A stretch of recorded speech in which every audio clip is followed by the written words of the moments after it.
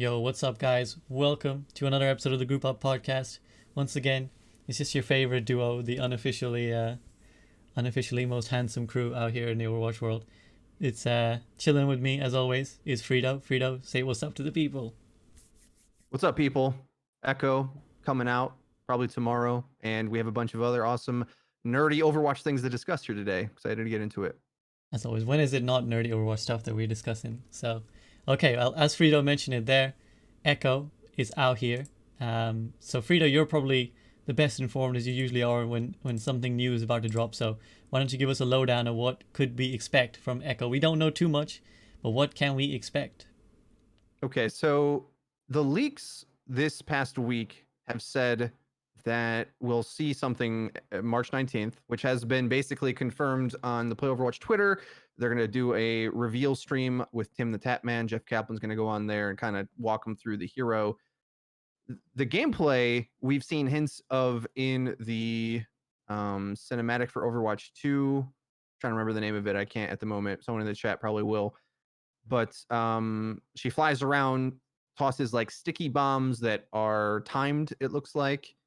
And other than that, we're not exactly sure what she does, what role she's even in, or like what she's all about. Like I have a sneaking suspicion. I wasn't incredibly happy with the way I worded this in my video today, but the origin story for Echo shows Dr. Liao creating the Omnics, then them turning evil, and then like she's having like a flashback as there's an explosion, as presumably someone's coming to steal Echo away. And then Echo awakens at the end as Dr. Liao, I think, dies, as she's sort of passing the torch of her consciousness. And we don't know what comes next. And we know what comes like way later, where she gets activated by McCree and unlocked. I think there's a chance that she either does get corrupted for a period of time, or they're attempting to corrupt her. So maybe she just wakes up and like wrecks Talon or Nil Sector or whatever in that next scene that would happen in the story. Sure. We may know that when they make the official announcement of her or something. But so for our purposes of like nerdy meta discussion-y type stuff, none of this might matter, but well, it does nerdy lore stuff is good too. Yeah, well, even for gameplay though, it does have implications of like where are they intending the character to be, right? So with Sigma, we knew like he was a mad scientist, harnessing power and all that kind of stuff. Gravity, all these themes played into how his character plays. Echo, we think it's a support, but I don't see any supporty type stuff unless it's like who knows? We don't really know what the character is, so we'll find out tomorrow. But well, the more I've been playing Overwatch recently, the more I've been on the bandwagon that a lot of people have said is that we just need way more tanks and supports, I think. Like, in short. Like, if it's another DPS, it's going to be tough to swallow, I think. Yeah, I feel like they did mention somewhere that they know that they're kind of done making DPS for a little bit. I can't remember if that was just some random throwaway comment or actual statement. I believe they've said in an interview they know they need more tank and supports. But I don't think they said they're not making damage necessarily.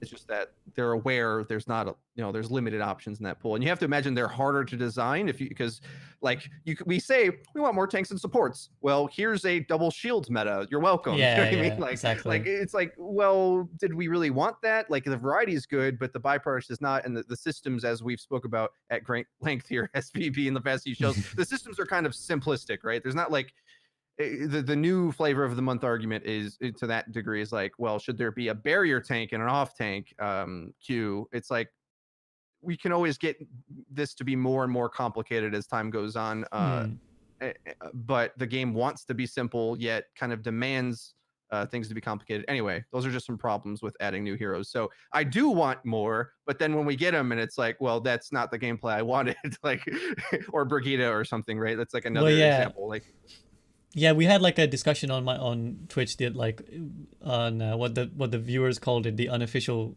group up episode, where we were theory crafting a bunch of stuff, and it was surprisingly difficult to come up with innovative ways of tanking. I mean, it's not easy. So as much as we sit here and yell at the devs like more tanks, please, it's not easy always coming up with ways that isn't they're a big guy with a shield, and obviously we've seen the problems when Sigma arrived of adding too many big guys with shields.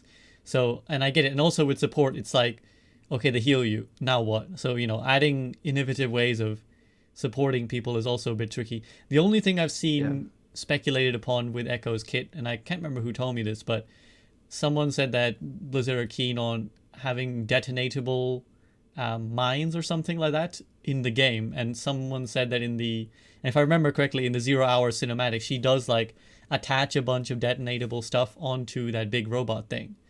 So Correct. now, whether that is just her ability that actually in game will heal, but in the cinematic is being used to use damage, I don't know. It's more likely that is her way of doing offensive damage, in which case perhaps she is another support who's a little bit more on the DPS heavy side.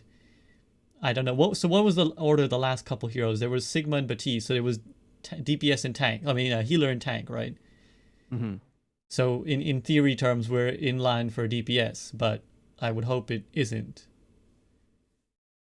Yeah. Is that fair? Or in the sequel, when we get a drop of heroes, maybe skew a bit more towards heals and support. Remembering, of course, that like the devs kind of intended the game to be multi-damage, and it just never really played well that way. So that's sort of the issue that they have developing it, where like it really wasn't made to play the way it like evolved into working reliably, right? Like the game works reliably with 222 and sort of has since launch, and they never wanted to impose that until they felt they had to, right? Yeah. Like they were really against roll queue until it seemed like they had to put it in. So Well, they were like, anyway, we don't want roll queue until they realized that the greater evil in a way was goats, which was 3 tanks and 3 supports. So they were like, okay, we'll fix 2 at least. At least that you can have 2 DPS in now. And that is the thing. Like I think most pro play has gravitated more towards having at least 2 tanks and 2 supports, if not 3 tanks and 3 supports. So it makes sense that that's the way the game is panned out. For whatever reason, the devs didn't envision that clearly. I mean, not through any fault of their own, but they didn't necessarily think that was how things would pan out. So it does make sense that they started with a burst of DPS heroes and disproportionately were waiting in that category. But I do think now that they have gone the 222 road, it does make sense that they should try and compensate. At the same time, I can also see that DPS players will get upset if you don't release like some sort of steady stream of new DPS for them to get their hands on. But then you get back to the philosophical question. many, though. Like you have to like learn so many damage to play damage well. Like I think there's too many heroes in that category, in my opinion. Anyway, like I think we have like all the damage archetypes you basically could want. Like I don't know. That's just my opinion, though. Yeah, and I agree. Like it's super difficult actually. Like if when you think about it from like a formal team setting, of we need a player who specializes in XXX heroes for our roster. It's like now for DPS, it's so exponential. For like tanks and healers, it's still fairly linear. It's like we need a main support, off support, main tank, off tank, and who those are still generally quite clear. Although heroes like Orisa and Sigma have kind of bend those classifications. But with DPS, it's like we need a hit scan specialist and a projectile specialist. Okay, well, what does Doomfist fall under?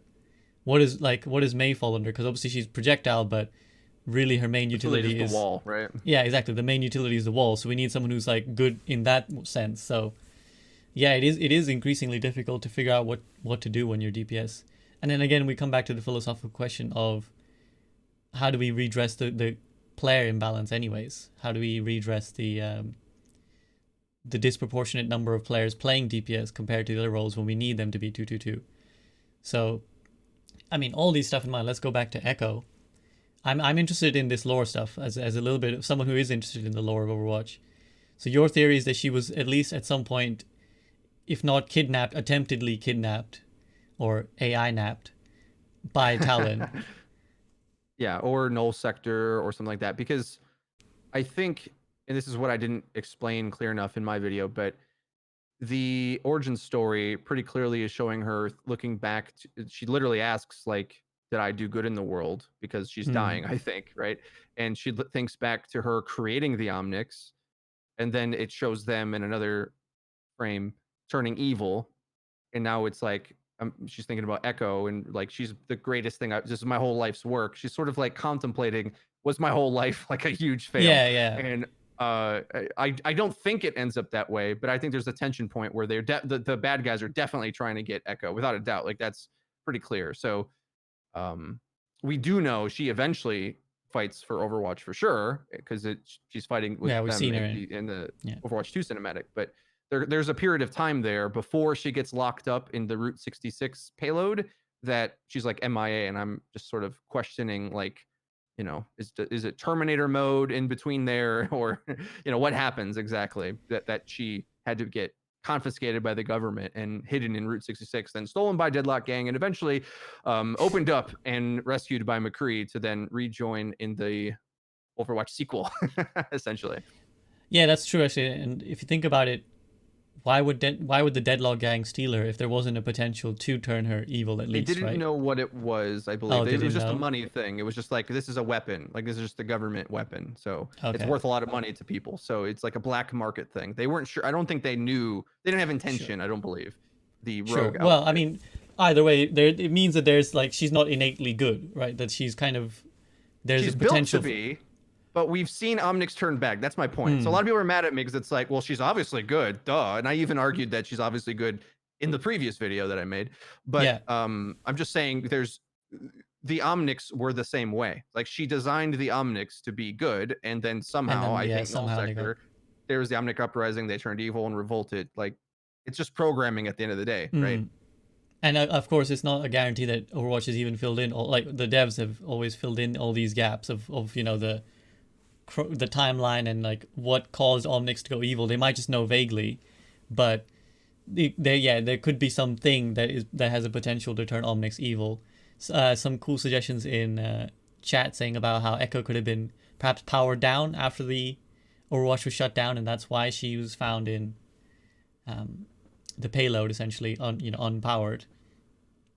So I would quite like to see, from if we're speaking lore, I'd quite like to see a bit of an expansion on the Talon slash Null Sector slash General Evil Forces slash Maximilian versus Overwatch, because I think so far it's been very vague. What exactly the goals of Talon are in terms of how they've planned on world domination versus how Overwatch is planning on stopping them. And I'd quite like to see some actual. I'd like to see some sort of Infinity War version of Overwatch finally come to life, where like everybody actually steps onto the battlefield for a particular reason to fight each other. Because I think so far it's been very like vague skirmishes of like, oh, they wanted to steal something, they wanted to assassinate some guy, but like, to what end is my question. That's what I'm wondering. Fair enough. I don't know if you have any burning desires of what you want to see the Overwatch team explore. I assume we're going to see a lot of that in the sequel, to be honest. Like, they don't really want to burn the storyline too early, and so we're not going to see more. And then the sequel will drop, and it's going to have a full story thing and probably flesh that out. It seems to me that it's a bit X-Men ish, where like the Hmm. bad guys are bad, but But not bad bad. they're not like maniacally bad. They do. It's like you're saying though, with like a goal, right? Like, I don't know. Maybe it's more black and white than that, but Well, it yeah, seems no, I like get what you they mean. think they're doing the right thing, is what I'm trying to say. It's not like they're just like, oh, I just want all the money and all the resources for myself. I think they're like, they actively think that this route is good, basically, is my point that I'm trying to make. Yeah, like, and I get the X Men comparison is actually a very good one. I think because it's like in the X Men, yeah, sure, Magneto is bad. I mean, in some versions he does really bad stuff where he's like, let me just kill humanity because they suck. But generally, in like the friendly PG comic version, he's just like a dude who thinks that mutants should get equal rights and just has a different perspective. And quite often they'll team up for against like a greater evil.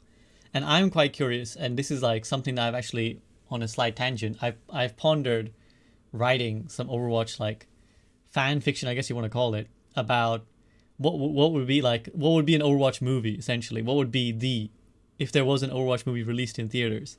And I wonder if the direction that they will go at some point is to have a bigger baddie face off against both Talon and Overwatch, because I think if you think about it, the really evil characters are not playable characters in the game. Like Maximilian is not a playable character in the game yet, I assume, because he's thought of as like this big like puppet master who actually is in charge, or someone like that will be in the lore.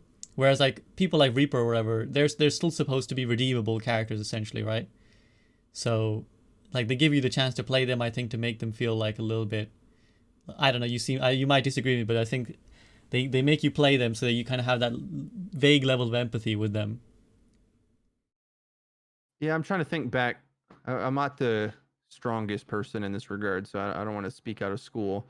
I, I can't remember the motivations of Gabriel Reyes at the moment. It's I didn't come prepared to this. I do think Maximilian though I think is more the profiteering type guy, where like Hmm. he's just trying to make a quick buck at anybody's expense. Like he doesn't have any morals basically, so he's off Hmm. to the side. I hope he becomes a character. I think he's kind of interesting. But I mean, you got like Widowmaker who is brainwashed, and I think Reaper probably is like the edgiest of them because Hmm.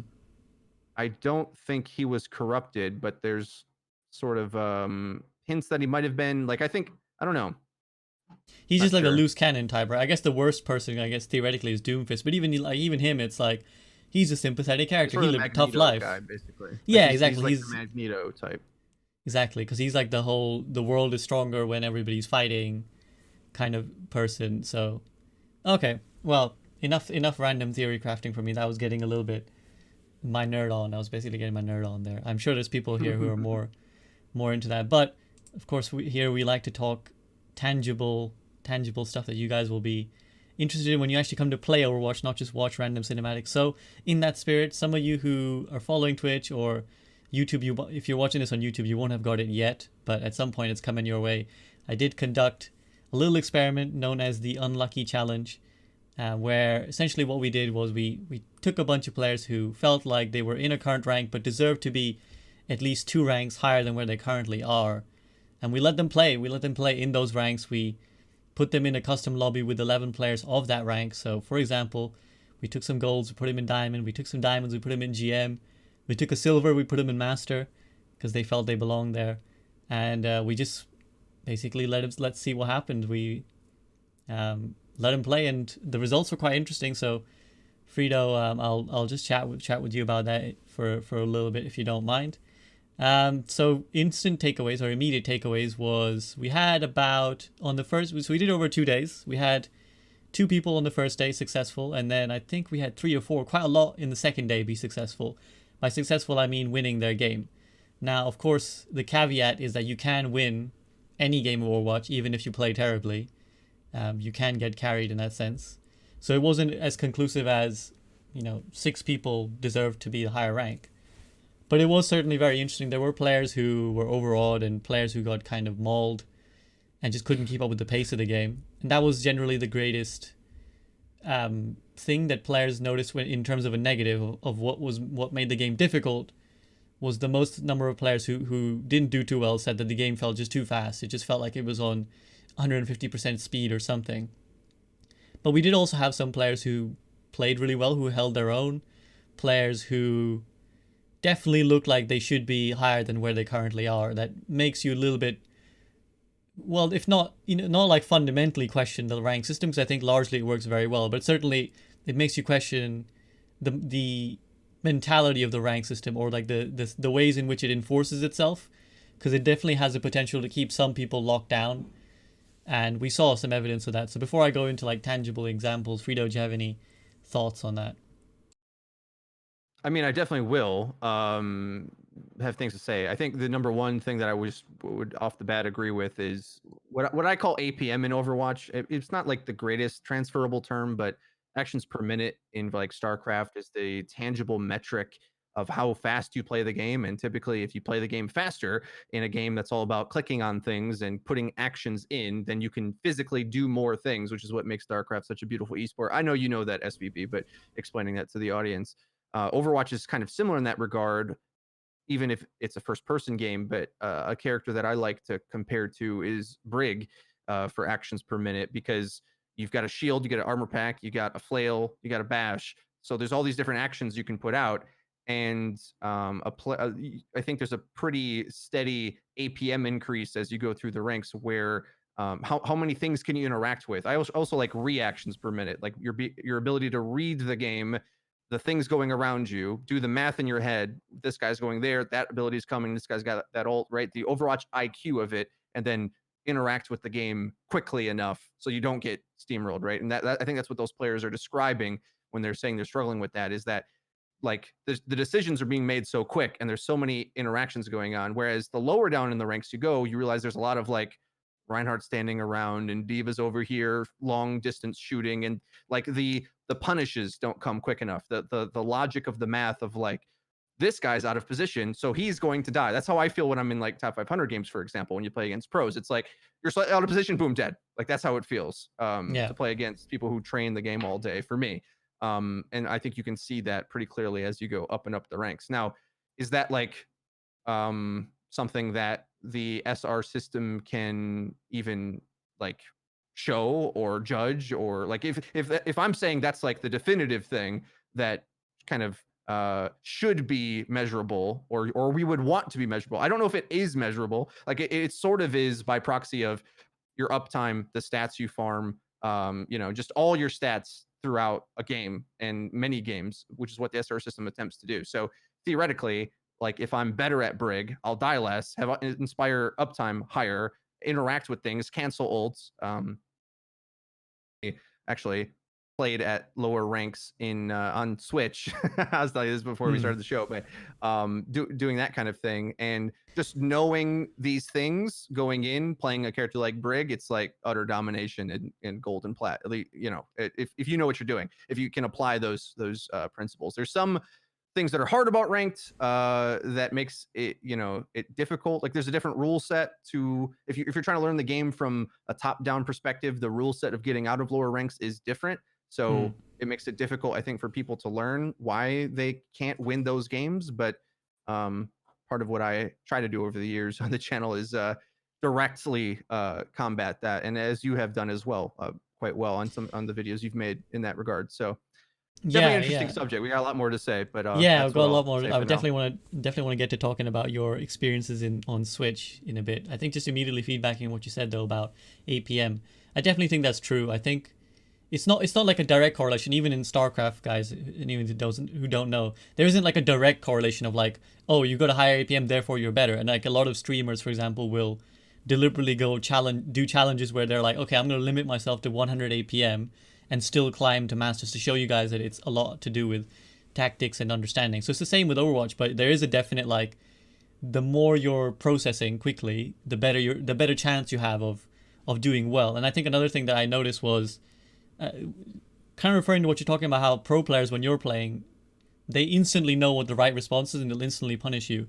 One of the things that I noticed from the Unlucky Challenge was that a lot of it came down to like conditioning and what responses you've conditioned in yourself through playing the game. And I think that a lot of players who are, I think as the trend goes up in like bronze and silver, I think what you see is a lot of people not knowing from moment to moment what they're going to do until it comes to them. Like they walk out somewhere and then they'll see something, and at that very moment they'll decide, now I'm going to, okay, I see this stimuli. What am I going to do? Let me think about it. Okay, I'll do this. Let me do this now. Or like if you're an Ana, you're like, walk in. Oh, there's a Reinhardt there. What should I do? Should I sleep him? Should I nade him? Should I shoot my guy? And then all these on me. What do I do? Yeah, exactly. So all these decisions are being made as the event comes, as opposed to knowing instinctively the minute you see, like, it's like take a snapshot of like an image in Overwatch and show it to someone and tell them what would you do. That's what it is. The higher you go, the more people they can see the snapshot and be like, okay, instantly do this, do that. And that, I think, is what I noticed was changing a lot, where a lot of players, when they were overawed, is because they just didn't know how to respond, whereas everyone else immediately knew what to do. It's like, oh, someone died, immediately let's speed boost in and go forwards. Whereas that person is like, whoa, how did you guys know to do that? Like, I'm not on the same page as you. Like, what made you do that? So I think that actually, that conditioning and learning to teach yourself these responses is one of the more important things, that there isn't really a direct way of doing it other than playing, which is a shame, because I think if more people, like, again, going back to the StarCraft example, and hopefully we're not alienating you guys here, but in StarCraft, for example, you might see a certain enemy building a certain unit and instantly know this other unit will counter this unit that they're building. And you can kind of learn that just through watching pros or watching guides or whatever it is. So that similar thing, unfortunately, is not quite directly translatable in Overwatch, particularly since hard counters have become a little bit more blurry. There used to be like a time where you see an enemy Widow popping off and it was like, okay, switch Winston, and that's it. Like, that's all you need to do, really. But now, where with the number of heroes we got, the number of hybrid heroes we got, the complexity of interactions, there's not that simple like you see that person popping off, switch to this hero and it's fine. Particularly now that we're in 2-2-2 as well, so you can't, if you're a DPS, you can't go switch Winston now and just jump on the Widow if you're getting out Widow one on one. So that I think is unfortunate that there's not so many methods of teaching players that. But I think one thing that a lot of players did really say that they found useful was that they found it a lot more useful being beaten by players who were significantly better than them than grinding it out in their own ranks, because the players who were better were way better at punishing the mistakes they made, essentially. And that is the best way to teach you the mistakes you're making. Because if you're in your own rank, you can go out of position 10 times and nobody notices because everyone else is also going out of position. But that one step out of position in a higher rank will get you punished, and instantly oh, I can't do that? Okay. So I think as much as people hate playing against Smurfs, and this will lead on to what you're going to talk about in a second, Frito, but as much as people hate playing against Smurfs or people who are of a higher skill level or whatever, it is actually a really good learning experience. Yeah, unfortunately there's no way to avoid it in a way, because even if your goal is to rank up, you're going to play against players of that caliber theoretically. Like, not, as I know you've argued, I'm pretty sure, not every Smurf is top 500. It only takes to be a couple of ranks above where, that rank to look like a god among that rank. So as I've gone to show whenever I make a new account, or not just me, like, this isn't just like, oh, I'm so good. It's like every streamer basically has done unranked accounts and has shown this to be true. And I think you probably would expect a similar, if not even higher, win rate out of them. If like Kabaji, plays Tracer at any rank, like, it's just like he's so good at Tracer that it's not possible for him to lose, basically, Yeah, in some of those lower ranked games, because he just can do so much. Like, his game sense and timing and APM is so high. I did have a few questions though about your experiment, and sure. maybe food for thought in utilizing it to, like, garner information. But was there like an even distribution of roles in the participants? I Like, think it was was it actually mostly mixed? supports and tanks who signed up. We had Okay. one, actually, I'm thinking about it, there was only one DPS player, if I remember correctly, so we had a total of 14 challengers. Guys, you might have to help me out here. I can remember one vividly who was someone who was in Diamond and thought they should be in GM because they had very good hit scan mechanics. But other than that, I think it was a lot of tanks and supports who felt frustrated that their teammates were not following up on the things they were doing, essentially. Mm. Yeah, that's always I laugh because it's a funny way to phrase that, because the way I would advise that you get out of lower ranks is to never expect teammates to follow up on you, but Hmm. instead learn how to follow up on them. Okay, like, you need to read how your teammates are playing, how they generally play at a given rank.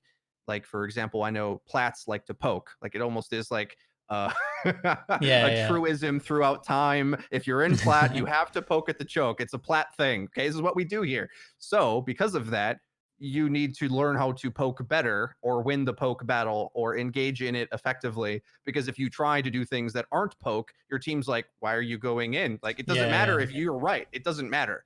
That's not the point, right? You have to play the game the way they're playing, but better, and improve them and improve what they do. Overwatch it's really a game, and I've been thinking about this more, especially with many popular streamers coming over to Overwatch and just getting destroyed. Dumpstered. Like guys that like Style and COD all the time, or Shroud has like some of the best aim we've seen of any pro player in any game ever. And his aim is insane on Ash. He's just doing remarkable things, as good as any pro in Overwatch, basically, honestly, aim wise. But understanding what he's even supposed to be doing, he's Plat, right? He's Plat with good aim. And it just goes to show you how much the game is about decision making and all that. But so that I have many things I want to say. That's one kernel Hmm. of that. I would say that I would imagine a more effective way to do this, and of course you've already done it, so hindsight is 2020 always. But and I think I think Jane's done something similar. It's Well, it's we a lot might different. do it again, so throw it in. Throw it in. It's a lot different if the lower ranked player has to call and do what and lead the team. That's a Oh, that's what very we did. different thing. Oh, that is what you did. Okay. Yeah, so we So that's basically, interesting. so okay, let me just ruminate on that for a second. So we did basically ask every player to be the shot callers, or not the, like, it's not that the rest of the team had to be silent, but I was like, I specifically went into every voice lobby before we started, and I said, okay guys, look, this XYZ person is your challenger. They are your macro shot caller. If they want to play a certain comp, that's on, like, you make it happen.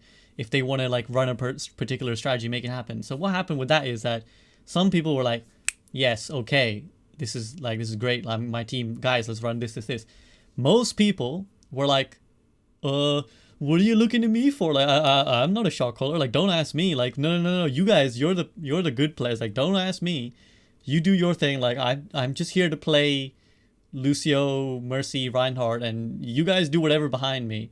So actually, I was surprised by the number of people who opted out, basically, of being given the chance to control their whole team. Okay. Very important, because when we talk about Overwatch IQ and APM, that is the number one thing that makes you win. Knowing the win condition per fight, that is going to improve your actions. But if you don't know what the team should be doing, like, you're just getting boosted. Like, I'm sorry, but like, you need to know. If you don't know, you don't belong at a higher rank, frankly, because I think you'd show over time that you would either like hang around it in a higher rank, loosey goosey, but you're not going to dominate it, right? Like, to actually rank up out of lower ranks, you either play well enough that you're executing those win conditions anyway. And when I play on Smurf accounts and stuff, I don't shot call. It's very important, because I think that's Yeah. cheating. Like, for me, if I'm in the game and I know the win conditions of gold and plat, like, it's nothing, and I tell my team to do it, like, then we're going to overwhelmingly win, right? I don't think that's fair. Instead, I don't say anything and just do it all myself. And whether that means, like, I'm going to get into this when I dig into my footage, right? But, like, for example, I found in Golden Plat, there's a lot of wasted ultimates. Like, the team fight's clearly over and somebody ults. Oh Okay. yeah. And that changes my decision making of when I want to ult. Like, maybe I would even let the next team fight lose because I know it's not winnable, to then come back and win. You know what I mean? Like, I'm doing like higher level math in the macro sense of what should the team do, right?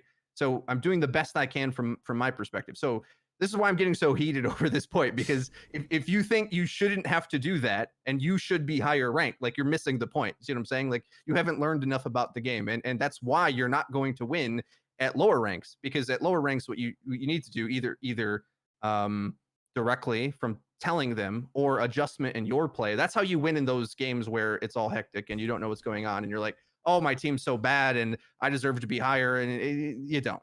I don't think so. I don't think you do, unless you're dominating those games. If you're dominating Yeah. those games, you do. So I always describe a ranking in the way that you aren't the SR you are. You're there because you dominate the rank below it. Like, if you, Yeah. I found this out when I can't remember if I told you this story or if it's some other time I was talking about this, but maybe if I did, I'll just say it and fast forward. But whenever I go stop playing the game for a while, get rusty, come back, I'm not gonna play as good. I'm an old guy. Like, it's tough for me to maintain a high level of play in the game, because, like, it's fast, APM, all this, aim goes out the window. I don't feel that skilled at the game, and I don't think I'm that skilled at the game. So if I don't practice, I suck. And Yeah.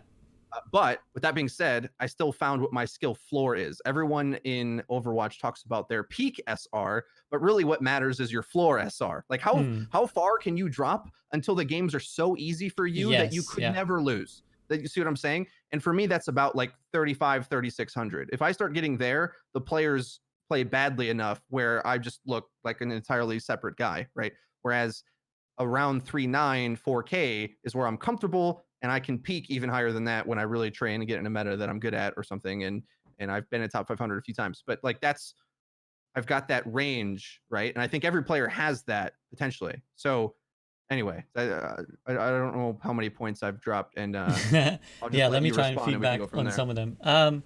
I 100% agree about the shot calling thing on that issue. Like, I think, and this is something I told a lot of the players, particularly some players who were in roles where you really need to shot call, like some Reinhardt, some Lucios. I'm like, you need to shot call, guys. Like, your hero demands that you shot call. And I think one thing that people don't realize is, if you think about ladder in this way, right? Ladder is shitty because there's so much out of your control. There's so many things out of your control, like your teammates, what they're doing, what they pick, what else they throw in the next fight. So much of it is out of control, and what makes ladder hard to grind is that you as your own individual person need to make such a big difference that over the course of 20, 30, 40 games, you're outperforming your equivalent number essentially, right? That's essentially how you win ladder. You need to be better than every person in your role. And that's how you're climbing over time because you're making more of an impact on every single game than any other player would in your game. Now, of course, one way to do that is by just popping off and landing headshots or abilities or anti-nades, whatever it is that you're landing, and just being that much better mechanically than everybody else.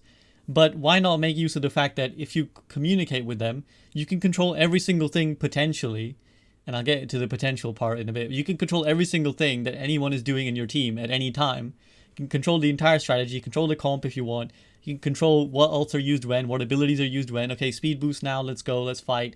Go for this guy on the high ground, go for that person on the thing. So, if anything, being able to communicate properly has more, and this is, I'll put an asterisk on this, has more of an impact than your own play, potentially. Because being able to control what 5 people are doing and do it well could arguably be better than just, if you just did standard stuff on your part, but then controlled everyone else well, that would be better probably than playing slightly better than everyone else, but not having any impact on them. Now, I would just add to the asterisk, like cooperation or adaptability, right? Like if you can, you can tell them what to do, or you can what I do attempt to do and attempt to teach as well, because like there's the downside of even if you're right, your team might not listen, right, or have a mic or be in voice, or that's the reason why I try to not do that personally. Like teaching is definitely good, but the thing you can do is fill their gaps with your gameplay, and that is more tricky, and it's not as dominant as getting the whole team to coalesce around a strategy, but there's things you can do. When one of my favorite ones, and I know you have, I'm sorry to hijack the thing here, I'll just say this real quick. Go. I know like you were doing the Reinhardt unranked, and the thing about playing Ryan at lower ranks that I find tough is that they don't know how to play around a shield, actually. Like they think they need one or they're going to die without one, but they don't actually know how to play around it. So because of that, like a lower ranked pub star character is Zarya,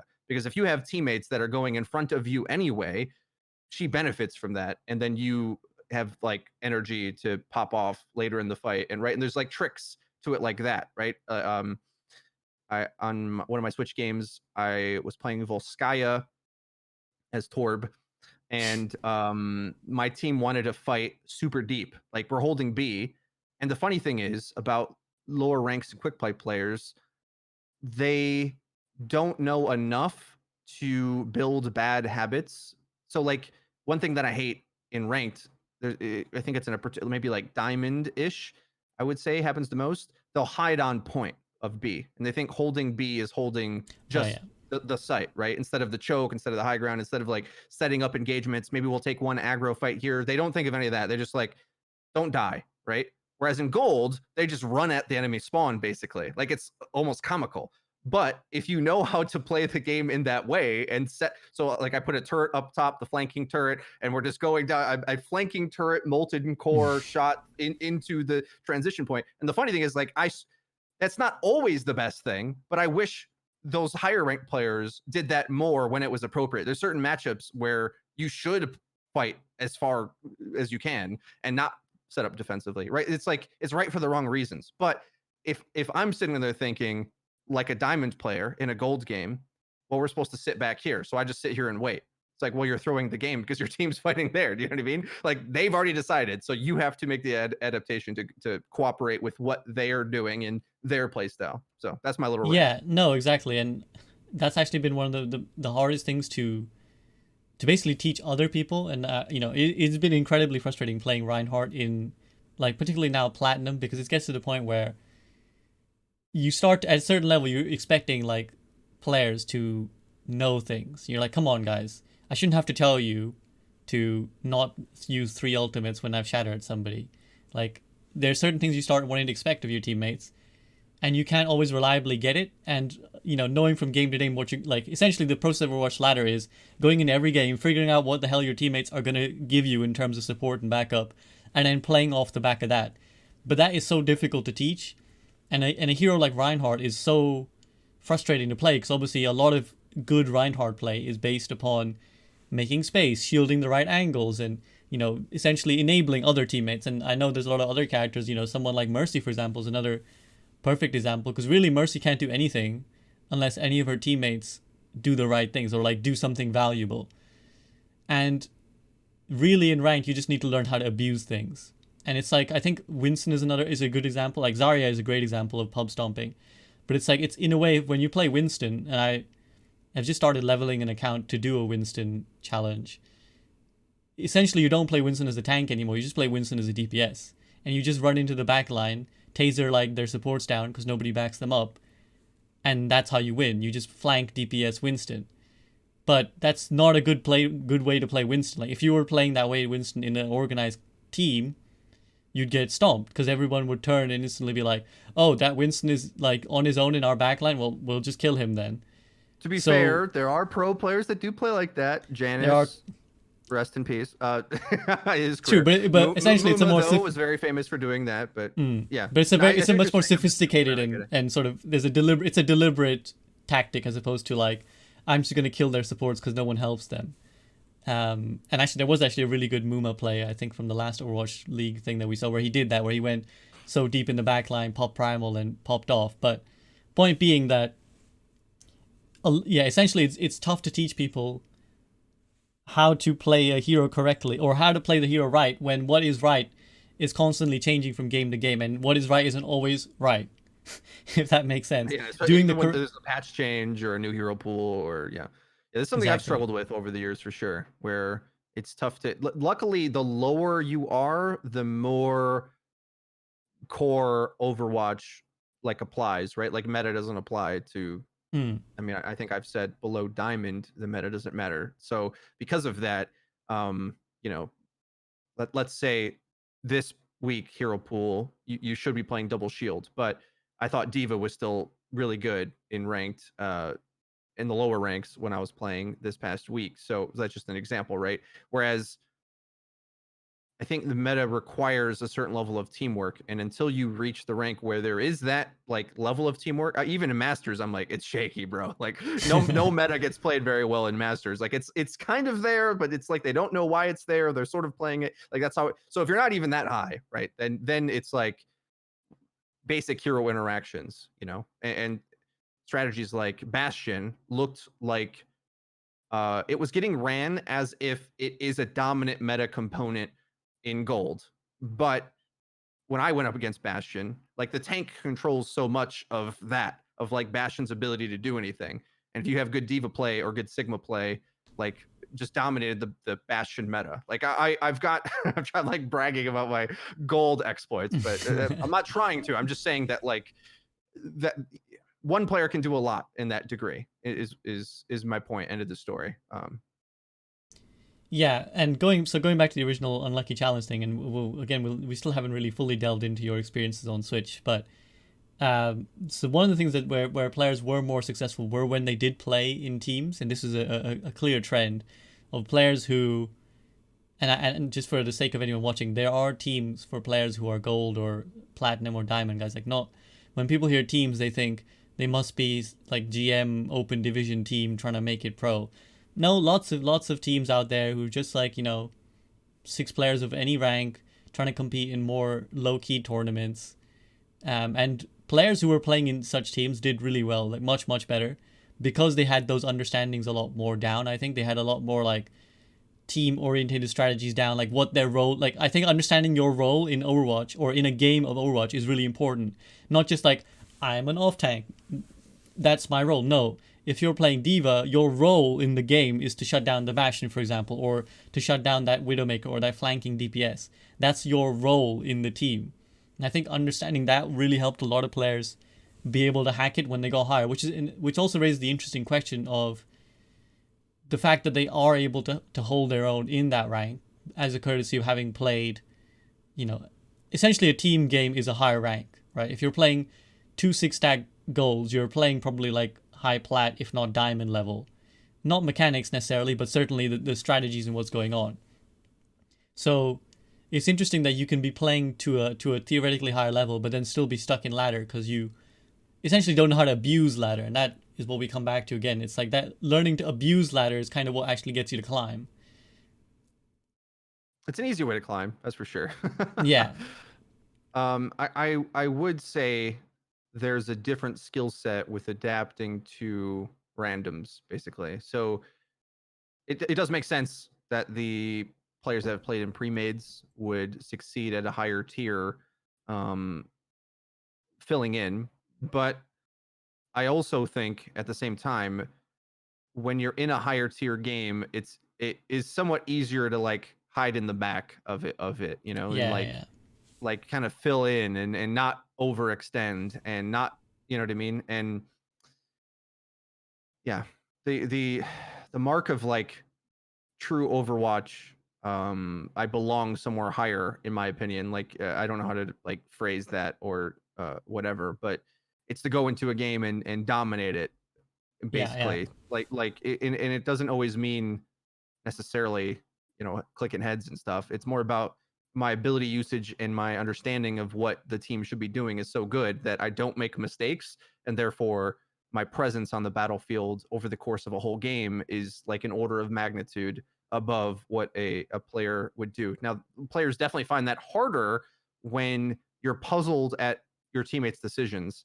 Um, I think. I mean, I'm speaking about this like it's a certainty that this was like a direct route, but I struggled with this for a long time too. Like I even struggle with it now, learning how to because my DPS play is lower than my tank and support.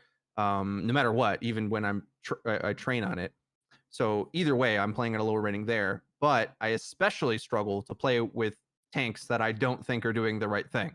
Mm, And I feel there's a direct correlation to I've been playing more DPS recently the past week as well, to my ability to get in their heads a bit more and synergize with them better to get more value out of what I'm doing because they're you definitely can go too far the other way where if you try to like get solo plays like you know I think that's the worst way to go about ranked honestly. I think the best way is to know what your teammates are trying to do. And if you don't know, you need to figure it out. Like mm. watch the replays and look back, like, what was this Ana doing? Oh, the Ana was chasing a tracer. Okay. So if I'm in a rank where my Ana actively goes at a flanker, which happens a lot, I would say plat and below for sure. Um, Instead of moving forward with me as Ryan, what do I need to be doing? Right. Mm. And that's where I get the whole like good luck playing Ryan. like I don't even think I would try that. Like that's my thing. Like I don't even know if that like if it's even worth it when people don't know how to structure in a team comp, right? Like they're It's very mimicking frustrating. a Let me tell structured you. team comp.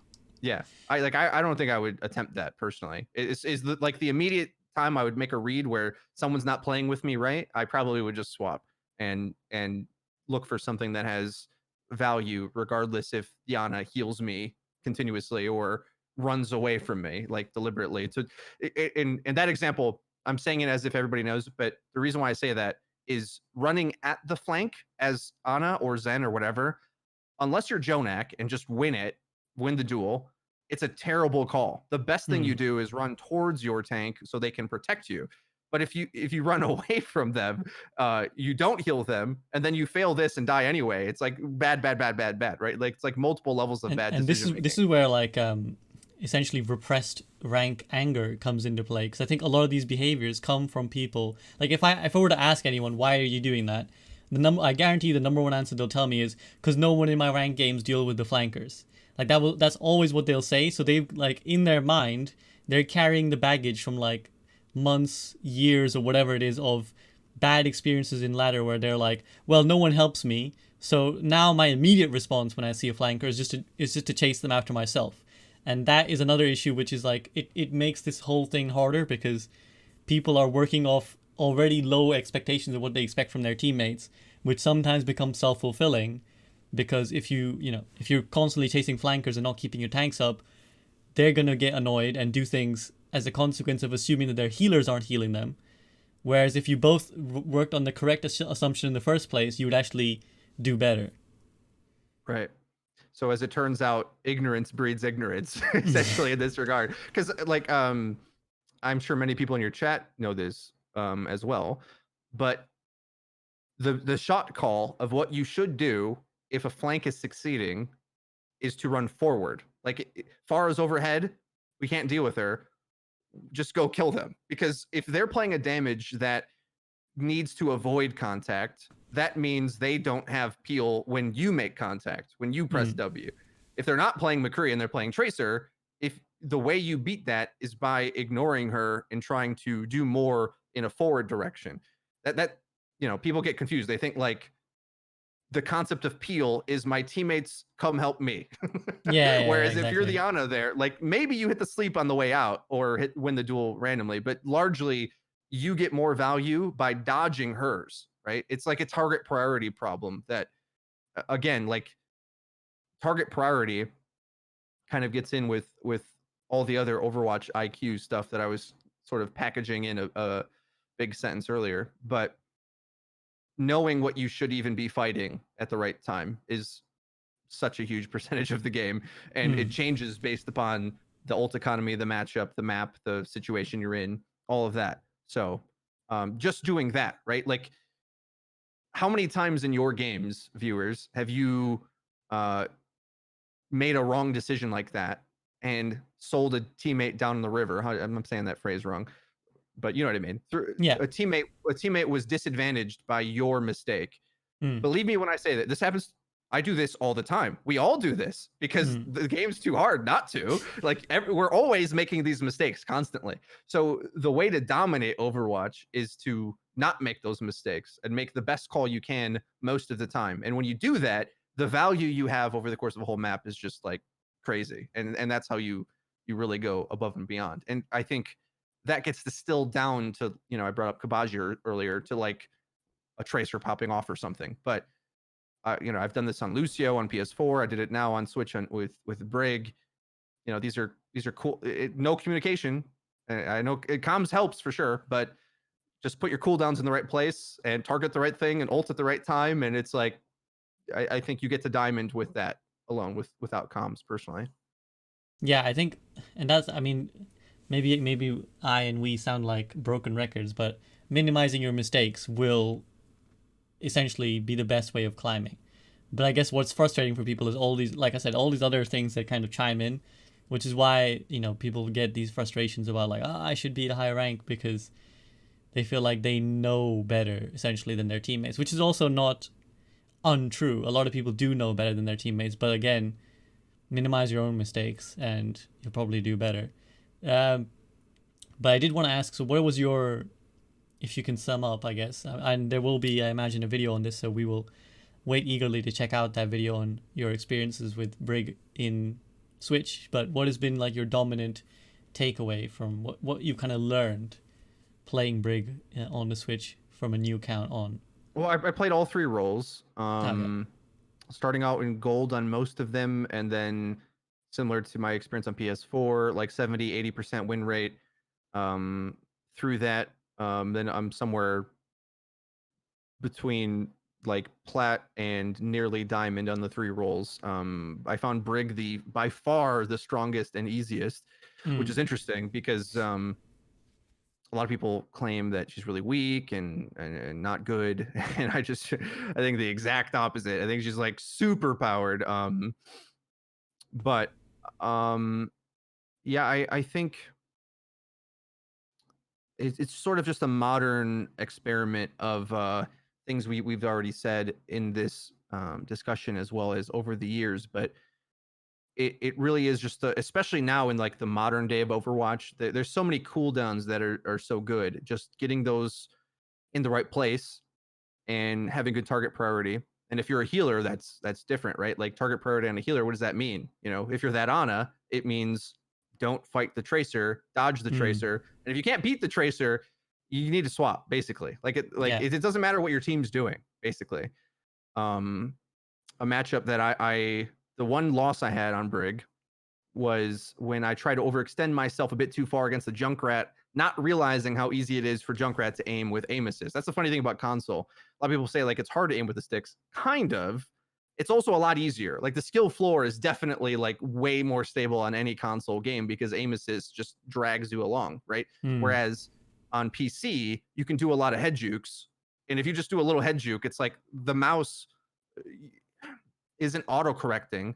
So the psychology can make your opponent miss. Whereas on Switch, it's like you head juke and it's like, I'm still on you because aim assist. Like you haven't even juked the aim assist yet. So Yeah. those moves don't matter as much, is what I'm trying to say. Hmm. So my loss as Brig was going a bit too far at a junk, but like my whole team would play Bastion and sit on the cart, and I would move up, take space, and go get duels and like get early picks as Brig. And we definitely could have won. I died to the junk a couple too many times, and then we lost in like the last team fight. But that was my one loss. Other than that, it's like there's so many interactions, right? Like this week of hero pools, especially, I feel um there was no main healer, right? There was no besides BAP, who can heal a lot but doesn't heal fast. Like he has a lot of healing, but not quick burst healing, like Moira and Ana can have. So because of that, it seemed low ranked players really. I was surprised actually at how a lot of my hero recommendations seem to hold up for gold and plat because you need self heal because your healers aren't paying attention, right? Like I tried to tank and I was running for my life to a health pack half the time and regrouping constantly, and it couldn't work. Like I couldn't play Orisa. The shield would go down, and I don't even know where my healers are, and the positions aren't right. Kind of the problems I'm trying to tell you. But like, if that's how you feel, like then going to Zarya, going to Sigma, Diva when I had to.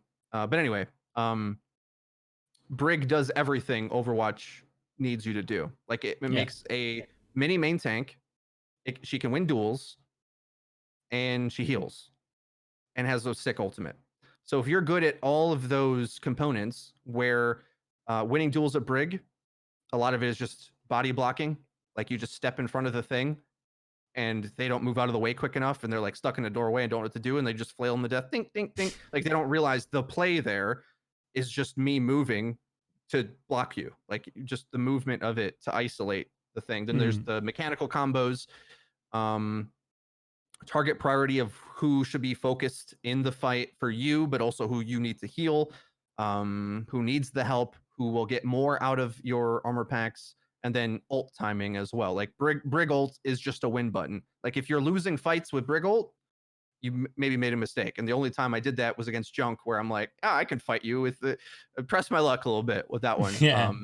But other than that, like it makes you invulnerable. So you combine all those things, it's like I know people say, my DPS aren't getting kills. And when I've played DPS, I have definitely felt that like I cannot kill things before my team dies. Like DPS is the hardest to win on, in my opinion, by far.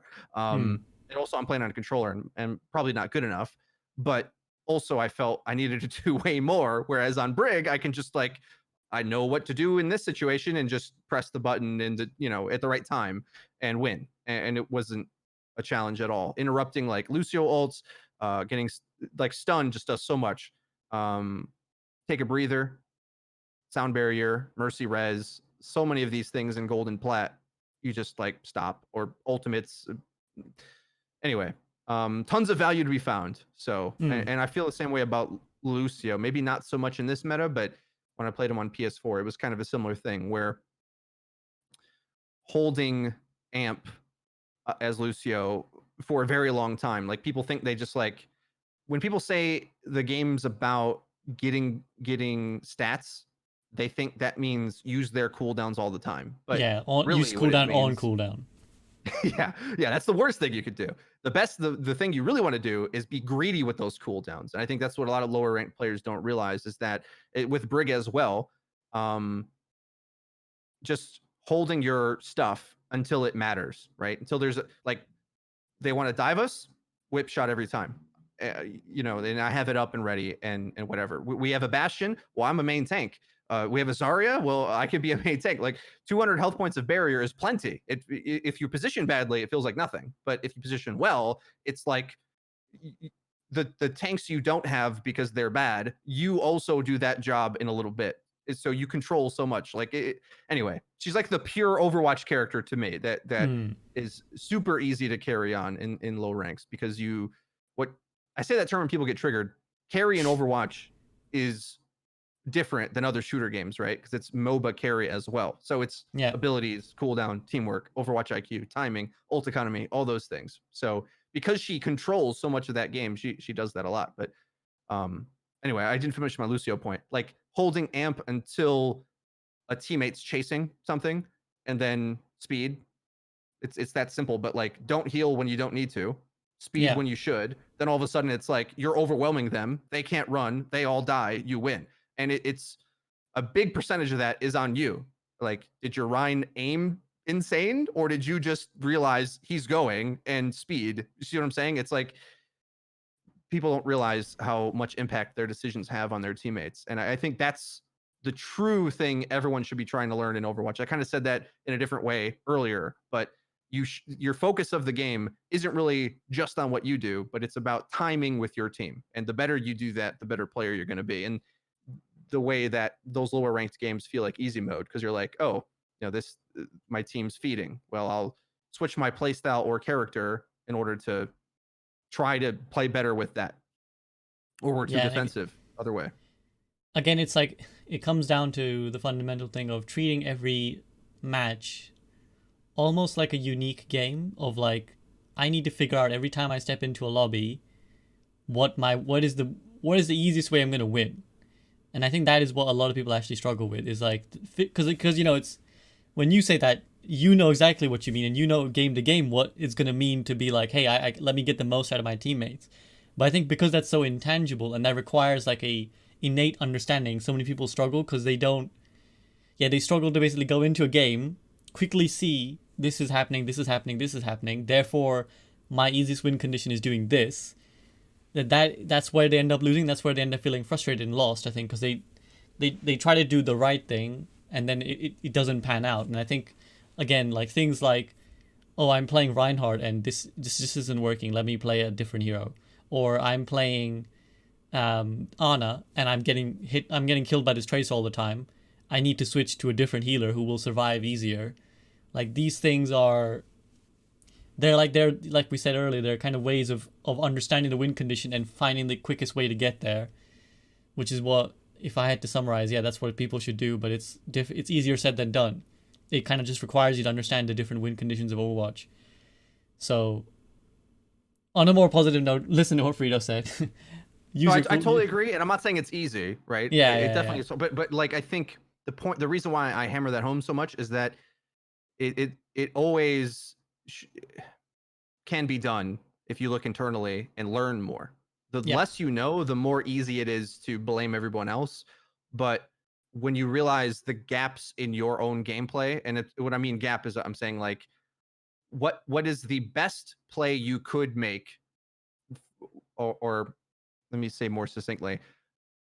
Imagine you were an AI robot playing the game perfectly. Like, what does that look like? Now, what's your play look like? And Yeah, what's the difference compare it. between them, right?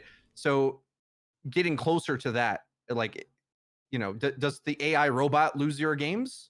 Probably not, right? Especially the hacking situation has Oh gone yeah, yeah. a lot pretty bad. But I think the hacking robots, there are robots. I think they are more so aim dependent. Like they don't necessarily have good game sense. Robots are struggling with these types of things. I think they're dominating chess and getting into StarCraft recently, the machine learning stuff. Yeah, Alpha So Star. this is coming. It will be coming to Overwatch eventually, I'm sure. But it's by no means an easy thing. But But essentially, it if you does come could with play a perfect experience. game, compare that to what your game is, essentially, is what you're saying. Right. So go easy on your teammates because here's the truth, right? When you get two ranks up, like whatever, the interesting thing to me is that when a diamond says they should be or whatever, a plat says they should be masters, I'm like, masters sucks, dude. Like they make mistakes constantly. So like they're gonna. Do you think your teammates not making mistakes in masters? Do you think they don't make mistakes in top 500? They do. Just the context of those mistakes changes. Like the number of mistakes and the type of mistakes that get made. People are outplaying each other all the time at every rank, right? The only constant in your games is you. Like you're still going to experience frustrating games of masters. In fact, it's Oh probably yeah. more frustrating in my opinion because players have a worse attitude in masters than they do at lower ranks where they think they they know everything and they've got the right way to play, and they usually are just like totally off base with the meta and actually knowing how to play the game. So the worst thing you can do is treat the game as if it's actually a free for all rather than it is a team-based game that you have to play in a free for all-esque way. Like you have to know what they should be doing regardless of how they anyway, whatever. You have to know what the team should be doing. You have to force like the best play regardless if they're making mistakes or not. And when you successfully do that, then you're not going to lose very much. Yeah, At lower my ranks kind of anyway.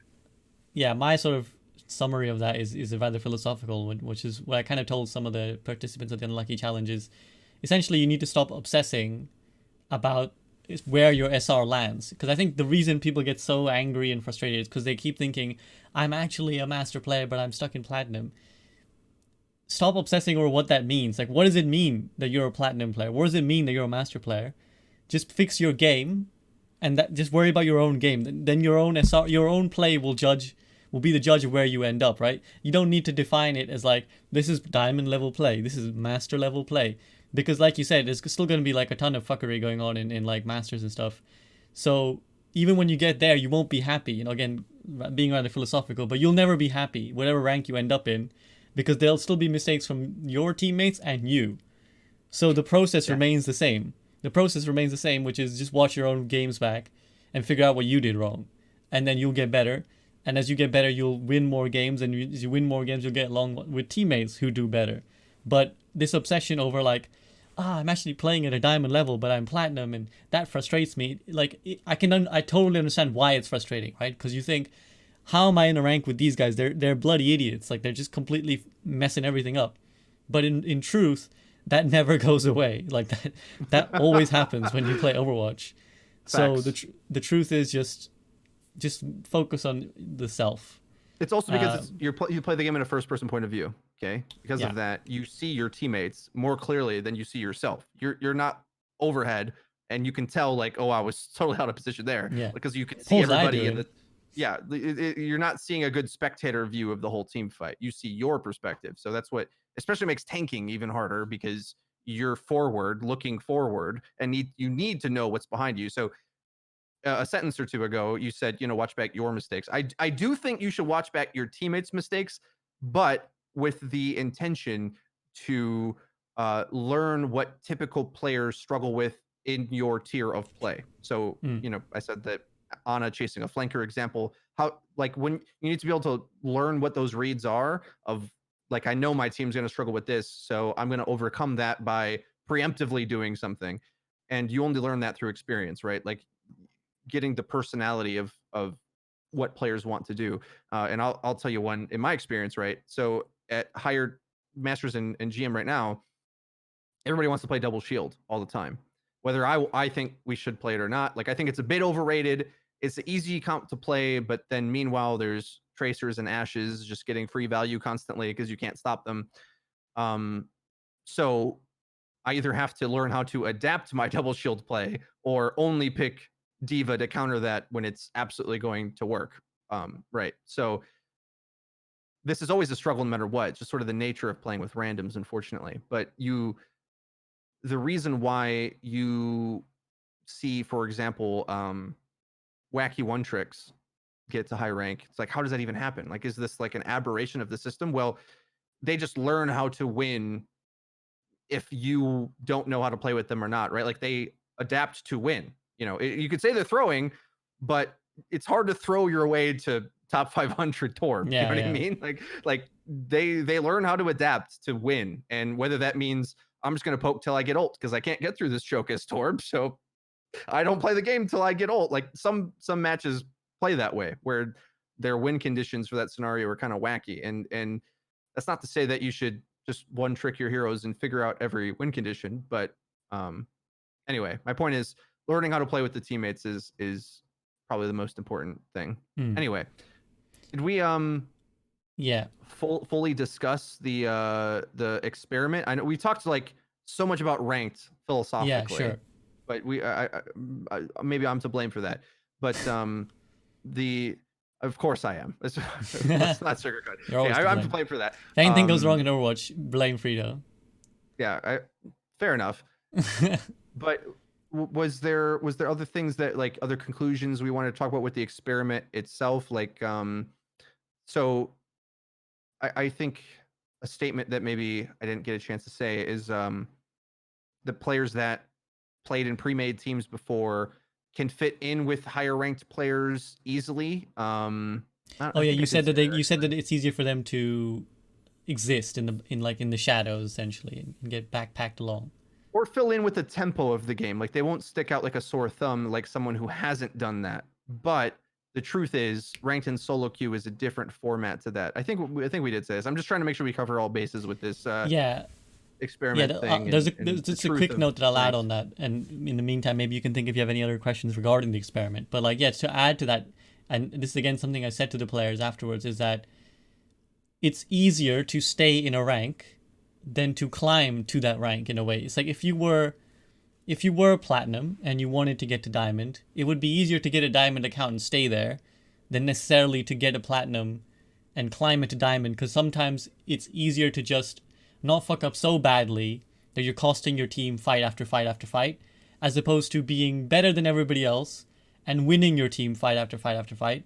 And this is something I noticed with, like, there was a Reinhardt, for example, who won. He was diamond and playing against GMs, which and you know, commendation to him, he did play well. And the thing he did best was essentially he didn't fuck up.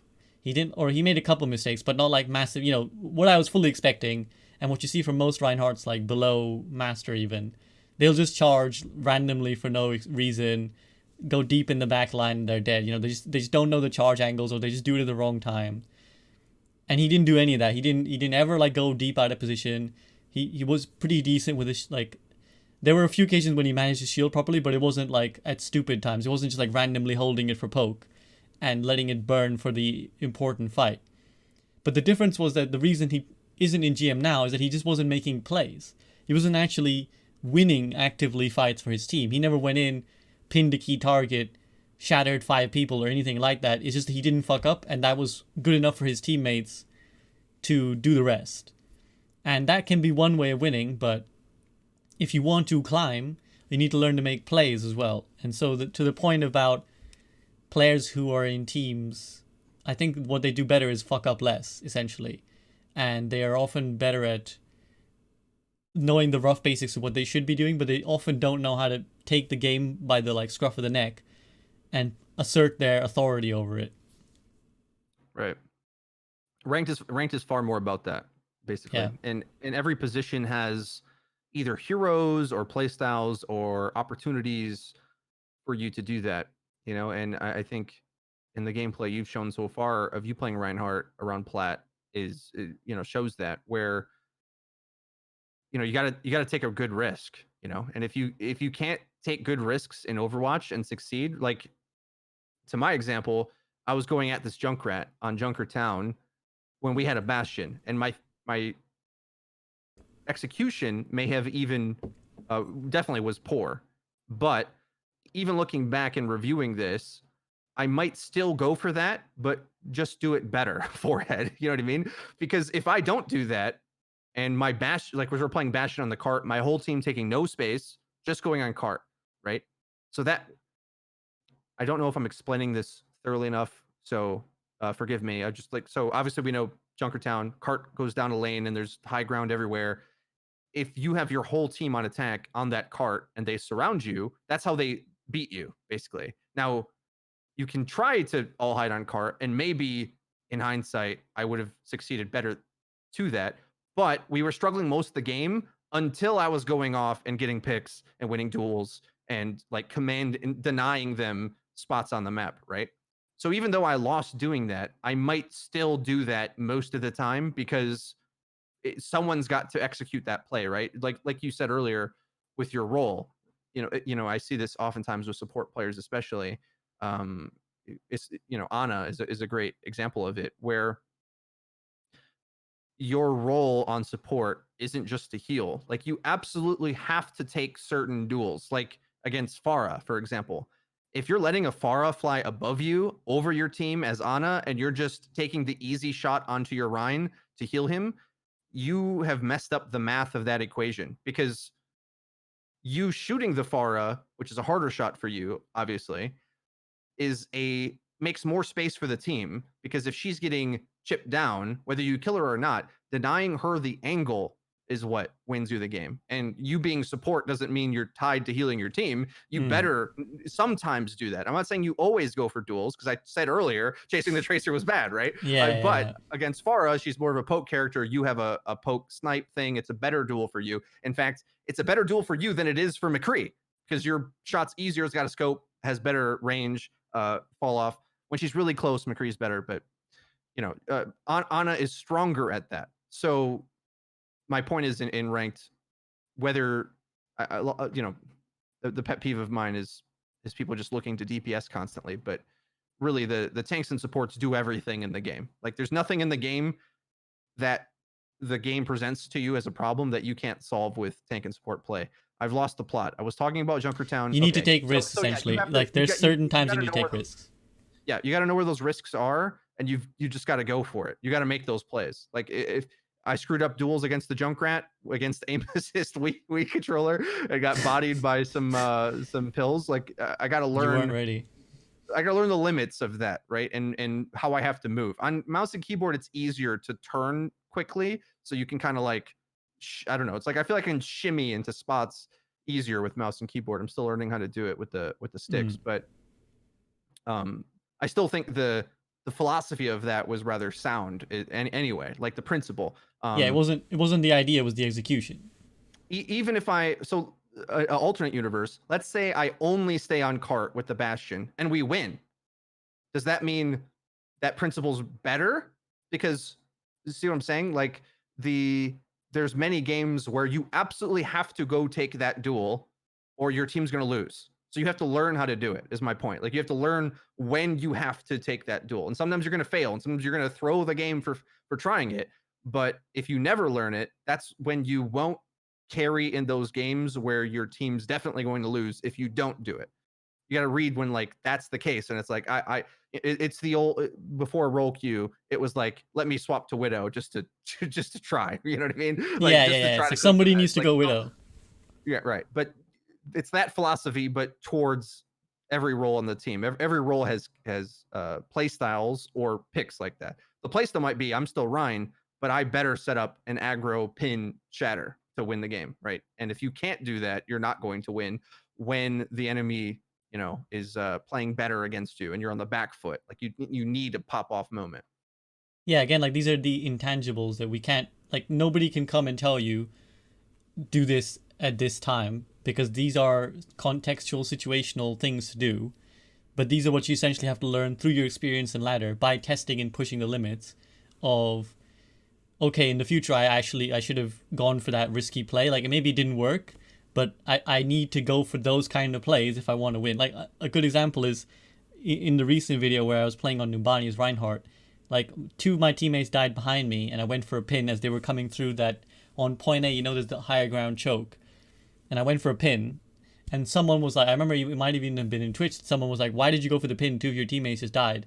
And I was trying to explain to them, that's the perfect time to go for a pin, because if I don't land that pin, we lose the fight anyways. But if I land a pin and I kill this guy, we're 5v6 and now it's winnable, or 5v4 and now it's winnable. So, like, yes, it was, in this case I missed the pin, but that was a lack of execution, not a poor idea. Like, if the next time I land that pin, I'll swing that fight and I'll make a difference in the game. But if I just stand there and say, well, it wasn't my mistake that's going to cost us this team fight, and we slowly die a painful death, then I will lose that game. Yeah, you're exactly right. And I'm finding this conversation incredibly fruitful, at least for me. I hope the viewers find it as well. But that's another phenomenon in ranked that I find a lower ranked, I don't know what it is exactly. I wish I had a name for it, but it's like retreat syndrome, where it's like fear of standing out, really. Yeah, maybe that as well. But it's fundamentally bad Overwatch, especially on payload maps where, let's say your teammate goes off and die, like your streets phase, the cart just got past the first checkpoint going into streets, and your teammates die. What do? Well, what you can't do is halfway regroup and die in a few seconds. You can't do that. What you can do is run all the way back safely, or you can go continue fighting on cart. There's a lot of reasons why you might do that. Maybe you have a good ult that you're trying to charge. No matter what, touching the cart drains time. On defense, that's all you're trying to do is drain time. It's funny to me. A lot of people like lose the plot with that, where they're like, team fight going on, stuff. I don't want to die, but the goal of it doesn't matter if you die. Like they get a little ult, yes, but draining clock on the cart is like the best thing you can do. That's a play. Like that's a play that's bigger than getting a kill, is stalling the cart, because it's going to have a ripple effect. If you stall the cart for 10 seconds with a good stall character, that's a whole respawn back. You just bought your team another life, even if you die, right? So it's tough to, Yeah. sometimes you got to like say it in like really wacky ways to get it like that. But what I noticed is like teammates would half regroup and then sort of be like in poke distance, like, okay, we're regrouping. Yep, I'm regrouping. I'm just gonna poke a little bit. I'll poke a little bit. Then your teammate that died came back, and then you die. You die Because you're immediately the poking. second they arrive and you're ready to go. Right. And then you still don't have a fight. And then you trickle. And then that cart just gets to go all the way. And then they get the checkpoint with like half a team fight. That's not supposed to happen. It's just like fundamentally horrible Overwatch, which is why it's better that like I think I'm a little bit more on the side of like, you go stall that cart, because at least if you're getting shot, like your team maybe won't, or maybe will be smart enough to come with you, because who knows what happens, right? Like you go make some space and maybe get a kill. It depends what character you are, obviously, right? But like, if you go make a play, either you stall the cart with the play, or find a pick, or get them to ult you. Who knows, right? You never know what mistakes they're gonna make, but you have to prompt them to make it. And anyway, so Well, yeah, like knowing don't be that afraid to. principle and applying it, like matters so much to winning, like to the Yeah, objective. People don't even realize it, but that does so much.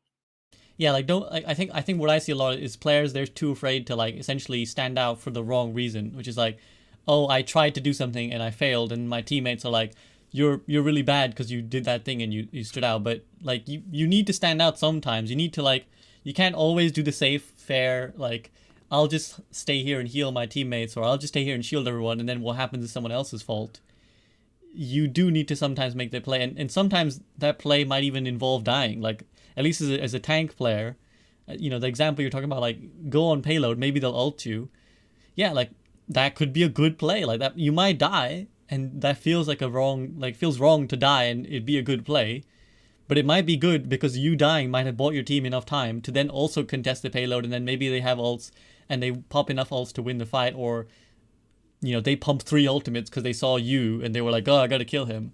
So yeah, don't be afraid to reach to go for that little bit of an extra thing. And I think generally the principle as well, that one thing that not enough players understand is that if you lose a player, you can commit an ultimate to turn the fight. Like a lot of people think that you can only use ultimates when it's 6v6. But if you lose a player and you feel like your ultimate will swing the fight, that is like a valuable play. And similar to the Reinhardt principle, like if you lose 2 teammates and I pin and I die, like let's say I miss the pin and I die, that's fine because I'm resetting quicker and I'm making sure the fight doesn't like draw out. But in the same principle of like, if I commit a shatter and I land it, maybe we win that fight and then we don't lose an otherwise lost fight. So it's hard to like give the exact principle, but don't be afraid to take those kind of risks. No, definitely. And I think understanding how the objective and ult economy works with that is really key. And that's what makes playing Brig interesting in that way too. Or when I played Torb, for example, seeing teammates like blow ults and can use Torbolt as like a defensive ult against Genji Blade. And the weird thing is like, I think the early versions of Overwatch, you probably didn't want to ult when your teammates got picked. I'm trying to remember why.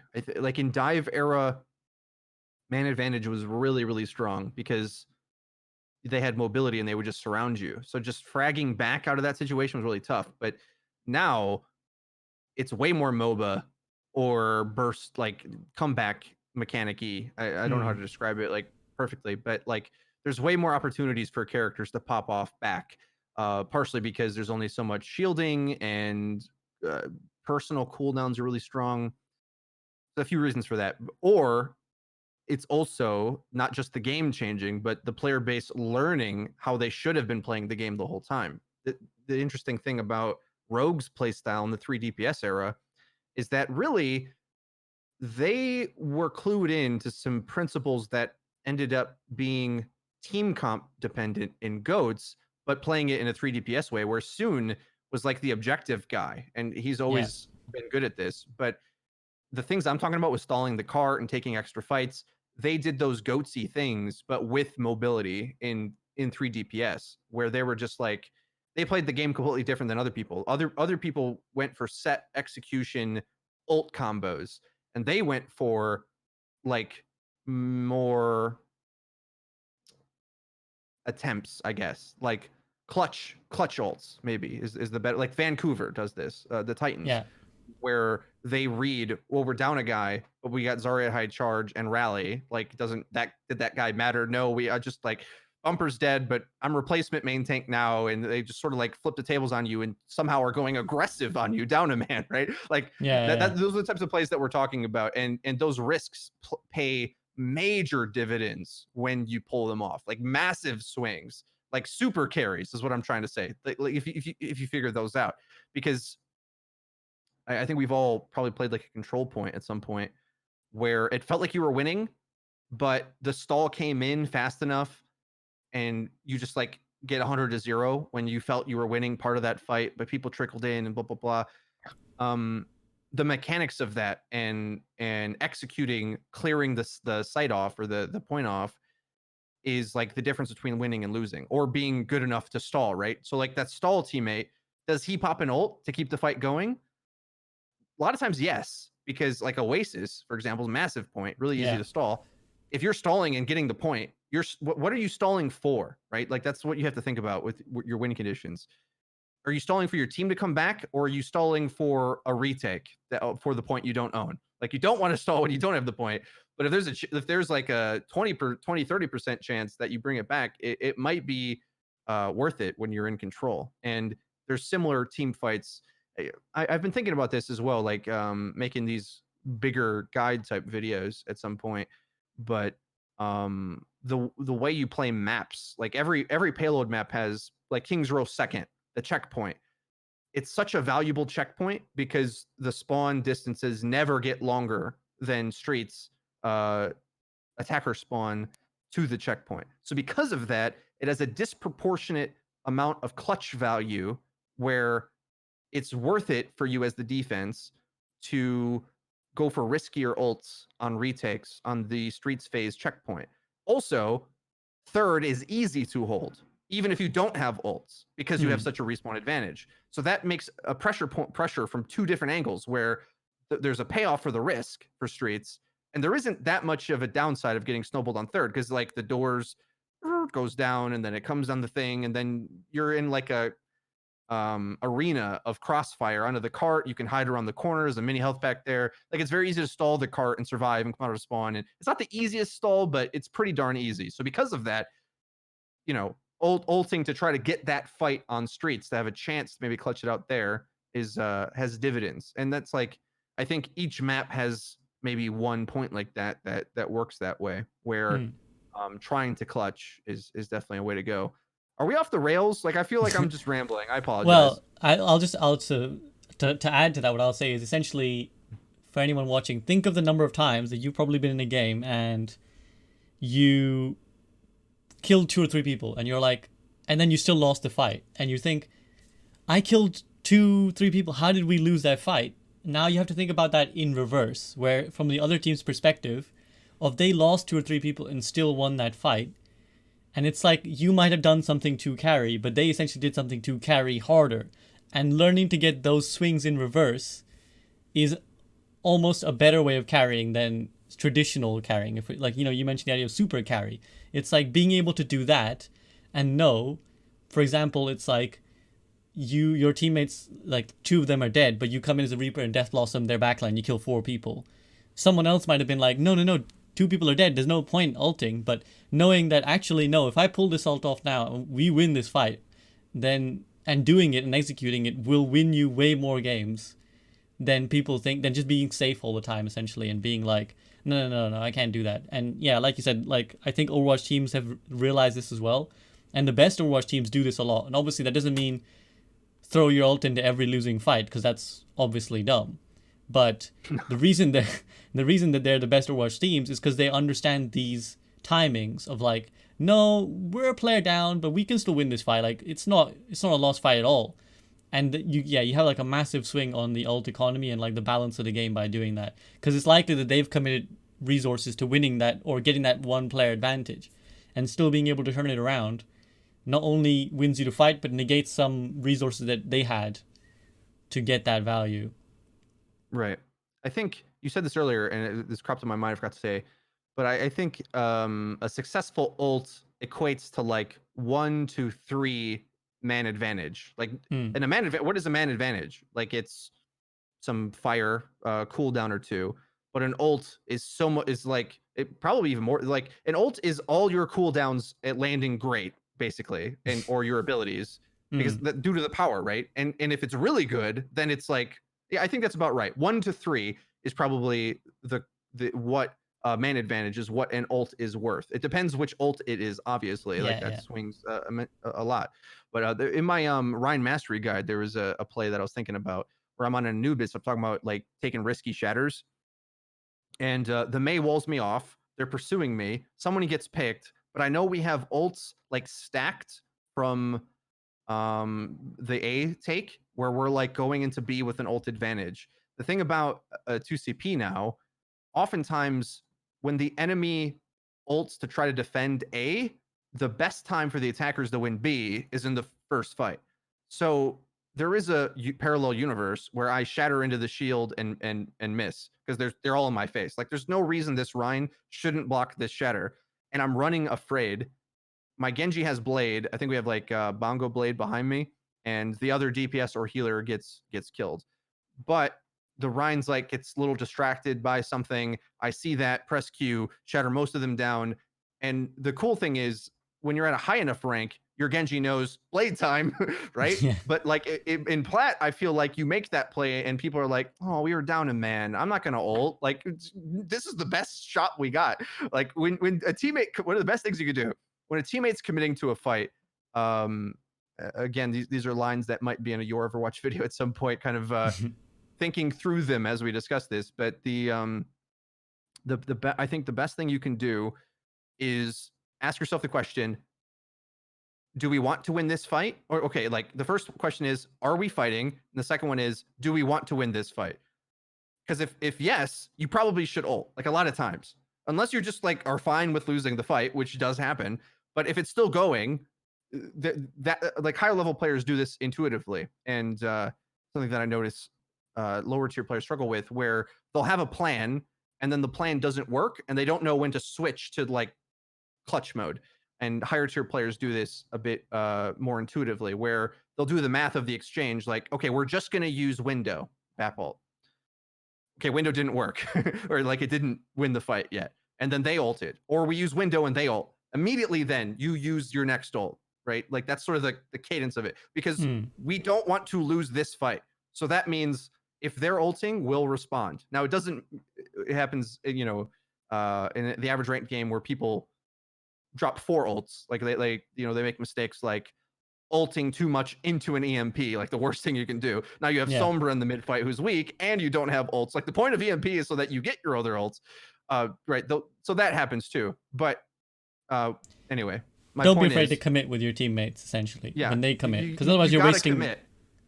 Otherwise Right. you're You're wasting not going more to get a better ultimates. chance. That was the best chance. You're not going to get a better chance. If you can lose fights later because the cart's, especially if you're on defense, the cart's going to keep moving later anyway, right? Like if you're not getting control now, there's no point to go for a half-hearted attempt at control later. Like you might as well try to win now if there's a chance. Well, yeah, or it's like Anubis what you're talking about, where it's like if you're attacking, well, you'll have like another 4 minutes to do this again, but now your teammate is using ult and there's a window of opportunity to go for it. I also thought you were gonna Right. break into like a bit of a rap there because you were like, "I'm running afraid, my Genji's got blade," and Knees Anna just weak, chucked in arms a are fat heavy. fat anti-nade. Well, I'm nervous and spe- my shield's going down. Sorry. exactly. Start that spin-off channel. Um, but on the topic of Reinhardt, let's get to our final discussion topic for the night then. Quick one, which is hero pools. So we haven't really discussed this since they actually started dropping, but I was particularly interested in talking about this week's hero pool. I actually have not played ranked at all this week for various reasons, not specifically because of the hero pool, because I've been busy, but also the fact obviously the Reinhardt's ban has meant I can't continue the challenge anymore. But it's interesting that they did choose to ban two main supports, and this has had a lot of people feeling some type of way in the Overwatch community for multiple reasons. Obviously, one is that they took us by surprise by changing what we thought was going to be the understood formula of 1-2-1. And then on top of that, they went and banned two main supports, not just, like a Moira and a Mercy. They were like, okay, here's now you like if you want fat healing, BAP is all you have left. So it's interesting if there's any thoughts you have immediately on that decision. Definitely.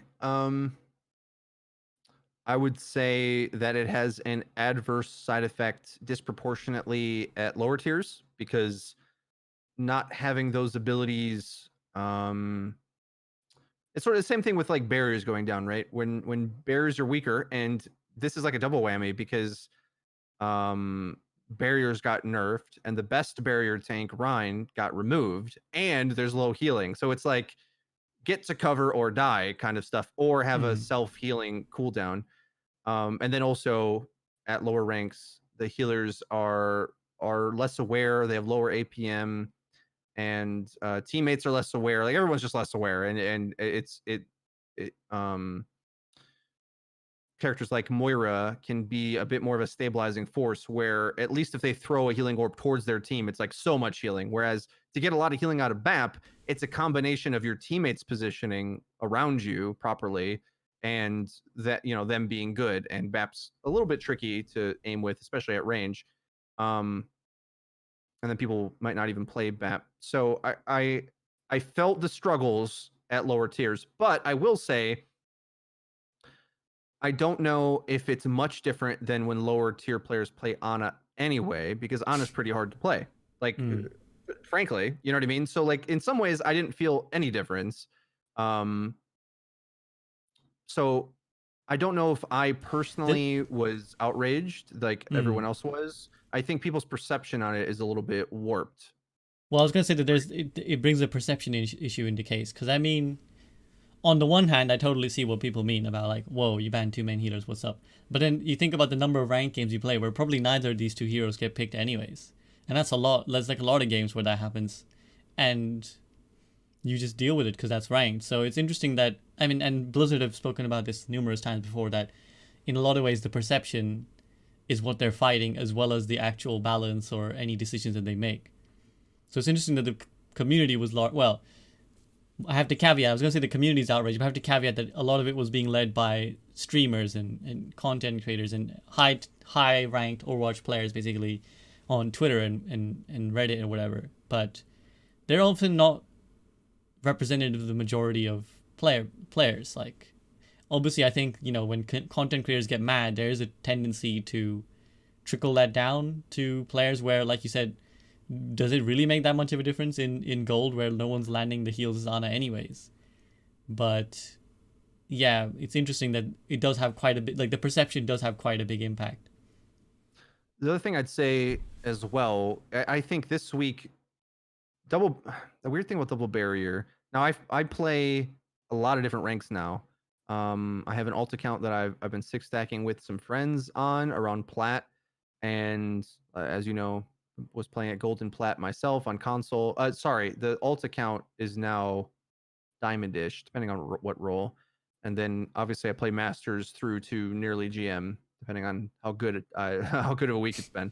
Mm. Um, I'd say the weird thing about double barrier, and this was true when it was meta originally, when it was super powered. I said this and I felt like nobody believed me, but people didn't know how to play it. Like they thought it was like an autopilot style comp, and that's how people play it.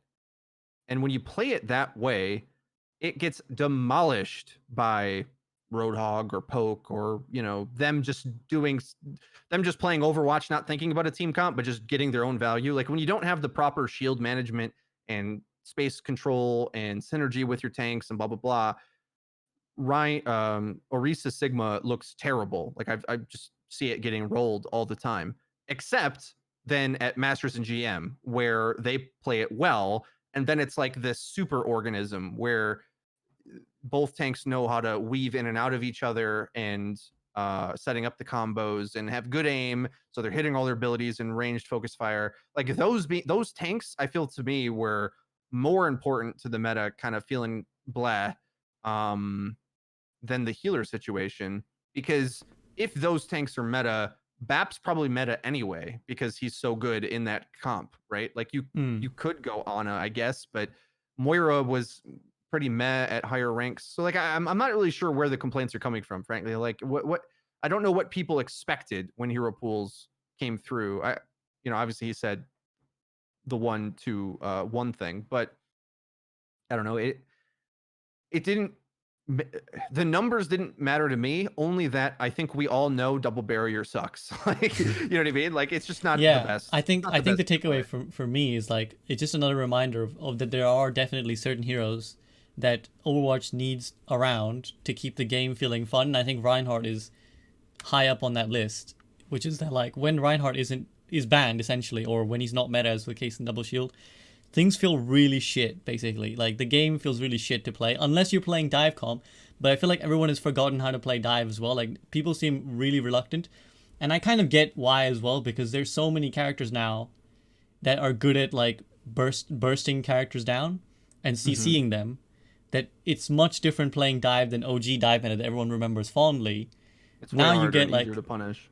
yeah, now you get effed much quicker. So I see why people play Ryan, and you can see why when Ryan goes out of fashion, everyone just hates it because it's like, well, Orisa of Sigma just feels horrible to play, and Dive is getting shredded. So I'll let you finish. Sorry.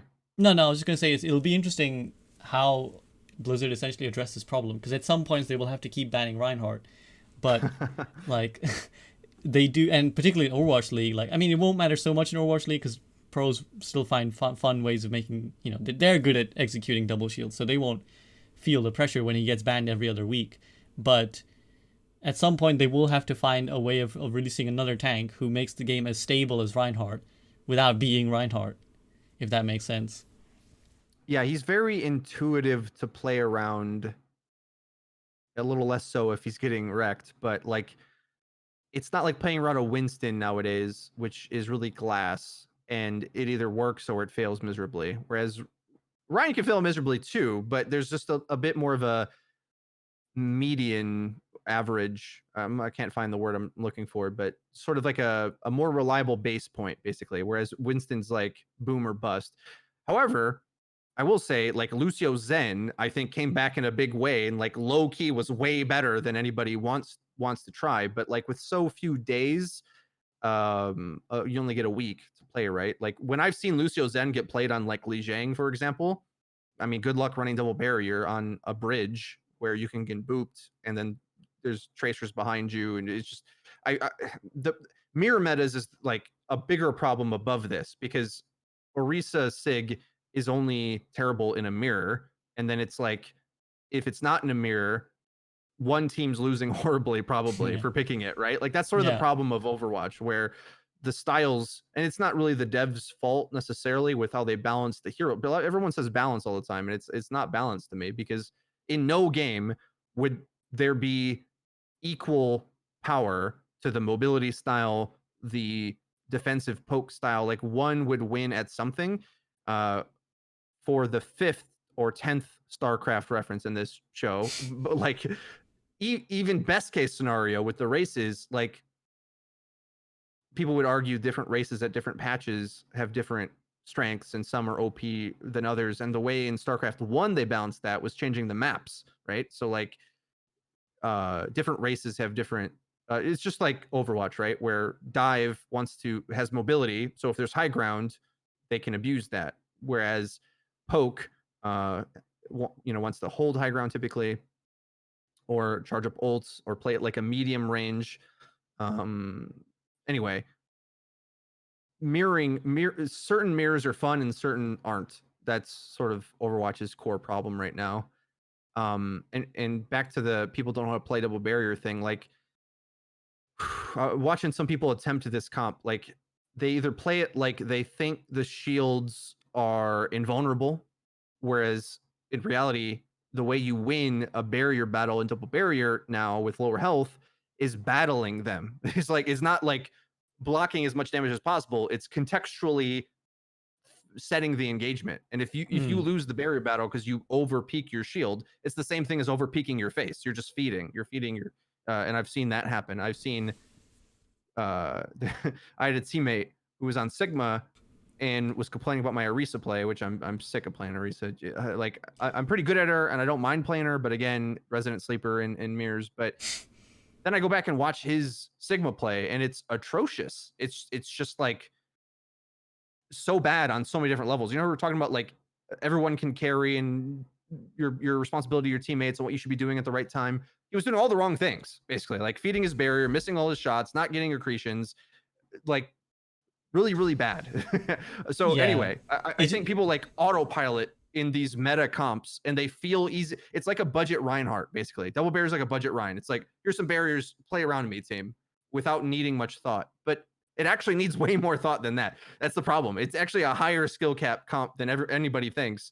And it carries. Like when you play that comp well, the enemy's like squelched out of existence. You just take space. They have no angles. They can't see. They're getting shot. They're getting halted, and they get destroyed when it gets played well. But a lot of yeah. people don't play it well anyway. Yes, but just my takeaway from those is like, a couple of things. Firstly, that it just brings to light some issues that we've harped on before, both individually and on the show, about one, why eventually long term mirroring needs to go out of Overwatch because it makes a lot of things super boring. Two, people don't know how to play more than one comp at a time essentially, and now that's going to be even more tricky considering we're now in a future where something will always be banned. So it's very unlikely that you'll be able to play like the meta comp. I mean, there's probably weeks where you'll be able to play like a budget version of the meta comp, but then there'll be weeks like this where you just have to play something completely different. And in a week, nobody's going to understand instantly how to play double barrier.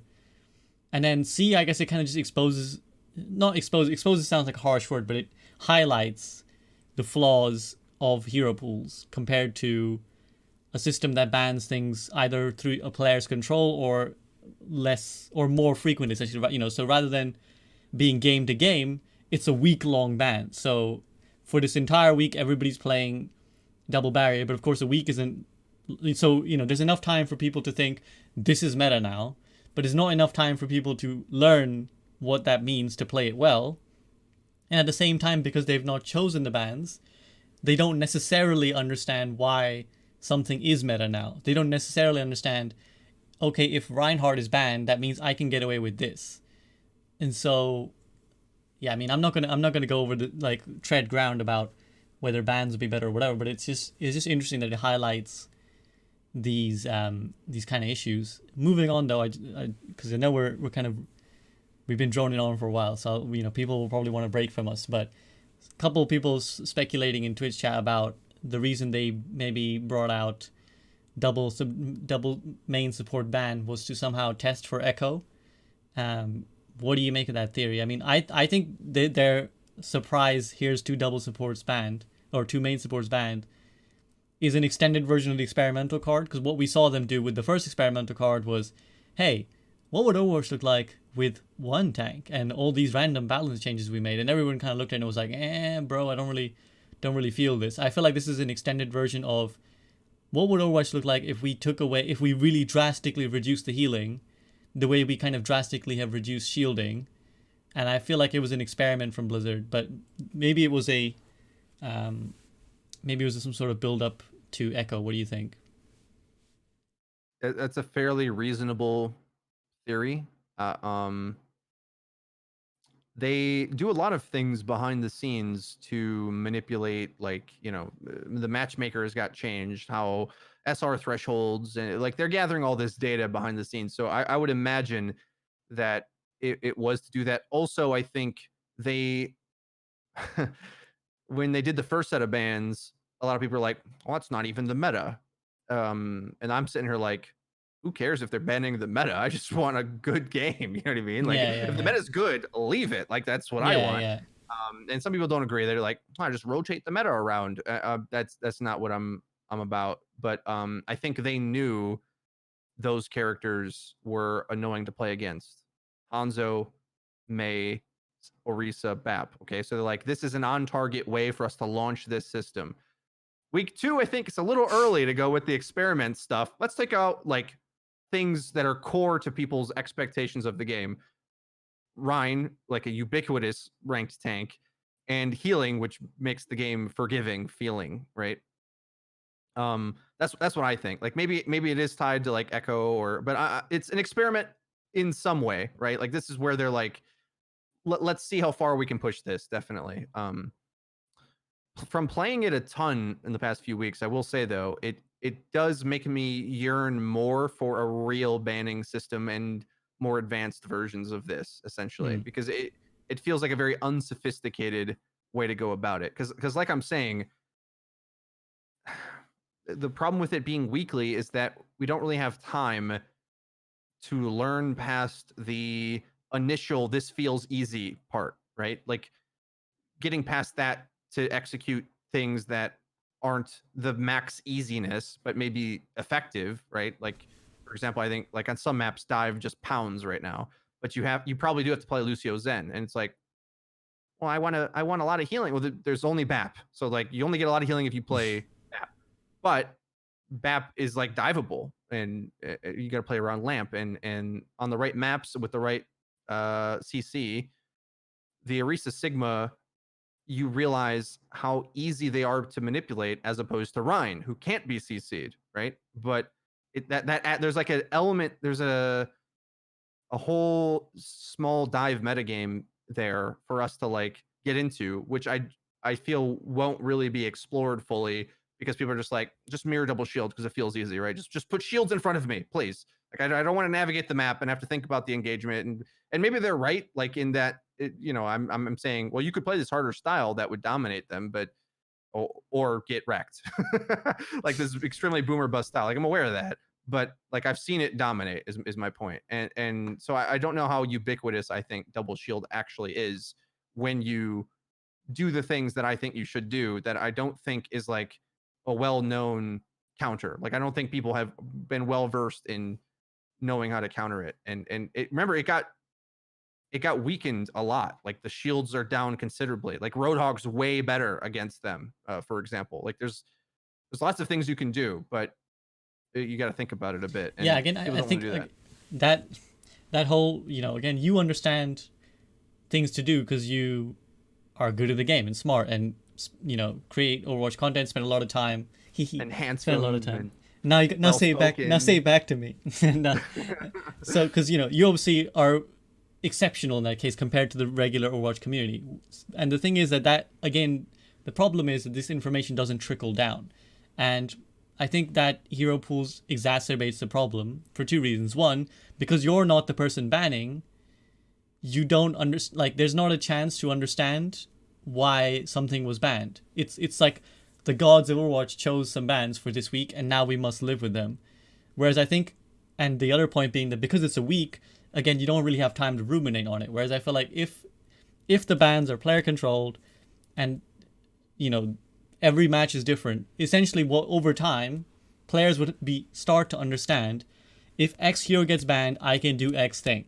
And that's essentially what we want. We want players to understand, because if you understand that, you understand what every hero is doing in the game, and that's huge. That's a vital component of Overwatch. If you understood that Reaper getting taken out of the game makes XXX heroes viable, you understand Overwatch much better. And if you understand that I want to play X hero, therefore I want to ban X hero, you are understanding why your hero is successful and why the enemy hero is successful. And again, that makes a smarter player base. But when the bans are random and when they only last a week, there's no way to basically control the variables, and there's no way for the players to learn which variable is causing what. It might feel good one week to play double shield, but you don't know why. You don't, because 4 heroes have been banned and you're not sure which one is the one that's setting off the double shield allowance. And that's where I think the problem is, and I feel like this is never going to fix essentially with hero pools, because there's because like I said, for the reason I stated, they're changing all the time and they're not controlled by the players. They might have some rough understanding of like okay, when Reinhardt is banned, I guess we default to double shield. But then the next week, it might be that alongside Reinhardt, it isn't Reaper who's banned, it's a different hero, and that has a different ripple effect. And players won't necessarily understand that. So that's a bit of an issue. And I think that just isn't going to be solved with Hero Pool's IMO.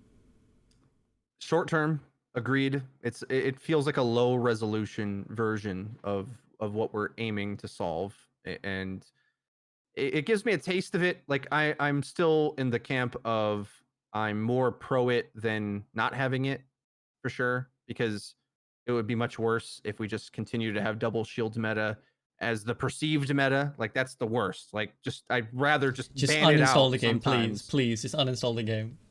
Yeah, or like, with this hero pool concept, is there a world where Sigma and Orisa aren't selectable at the same time? Can you just do that? Like Blizzard, you make the rules, okay? Like you could do whatever you want. Just give us good gameplay. That's what I want. And I don't think mirroring double shields is fun for anybody. I feel like people feel they have to do it, and it's like people really put a half-hearted attempt at learning it as well. I think that's what I was trying to say earlier. Like maybe not trying to blame them, but like people play it in such a half-hearted way that it looks to me like they haven't put much time into attempting it like properly, to like know the win conditions. They just sort of toss their abilities in front, even at a higher level, is what I'm saying. The play has been kind of a little And whack. So I mean, I'm not as hyped to play in this meta. At lower ranks, it does make a difference to me. Like I as I sort of said at the top of the show, the core Overwatch principles hold true, where the meta doesn't stop natural counters from working. They don't overpower it because the synergies aren't there. But at higher ranks, it starts to get kind of oppressive, and yeah, that's it. yeah, well, spitballing off what you were saying, I mean, Blizzard can do whatever they want, and they might realize that maybe what we need to do is even while we implement hero pools, maybe there's certain heroes that can never be banned. Like these are now core heroes, in the way that, for example, card games might have like these are the core cards, and we'll rotate other cards in and out, but these cards need to have in the game.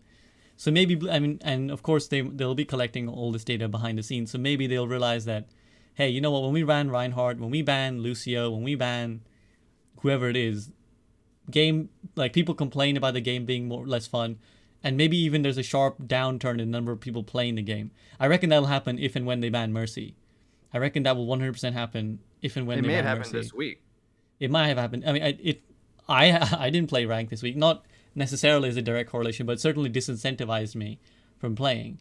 And I think the real reckoning will come when Mercy gets banned, because as we know, she is the most popular hero in Overwatch, and I think they might realize that we can't ban Mercy. Like, not even in a sort of we need to pander to the players, but she's so core to the accessibility of so many players playing the game. Like, so many people cannot play the game when they don't have Mercy as an access, and they might realize that in a sort of in a philosophical fairness, yeah, sure, we need to ban every hero at some point. But what is the point of fairness if it doesn't lead to a better game? We ultimately just want the game to be the best feeling it can be, and even if that means that certain heroes are privileged above others, does it matter if the outcome is better? And if that means, yeah, Ryan can't be banned, Mercy can't be banned, so be it. Like, that's my take, anyways. You have to bias towards something. You can bias towards equal representation, but that, as you are saying, ignores that some heroes are kind of built to be niche anyway. So why? If you have player picked bans, it's meta enforced essentially by meta strength or by perception.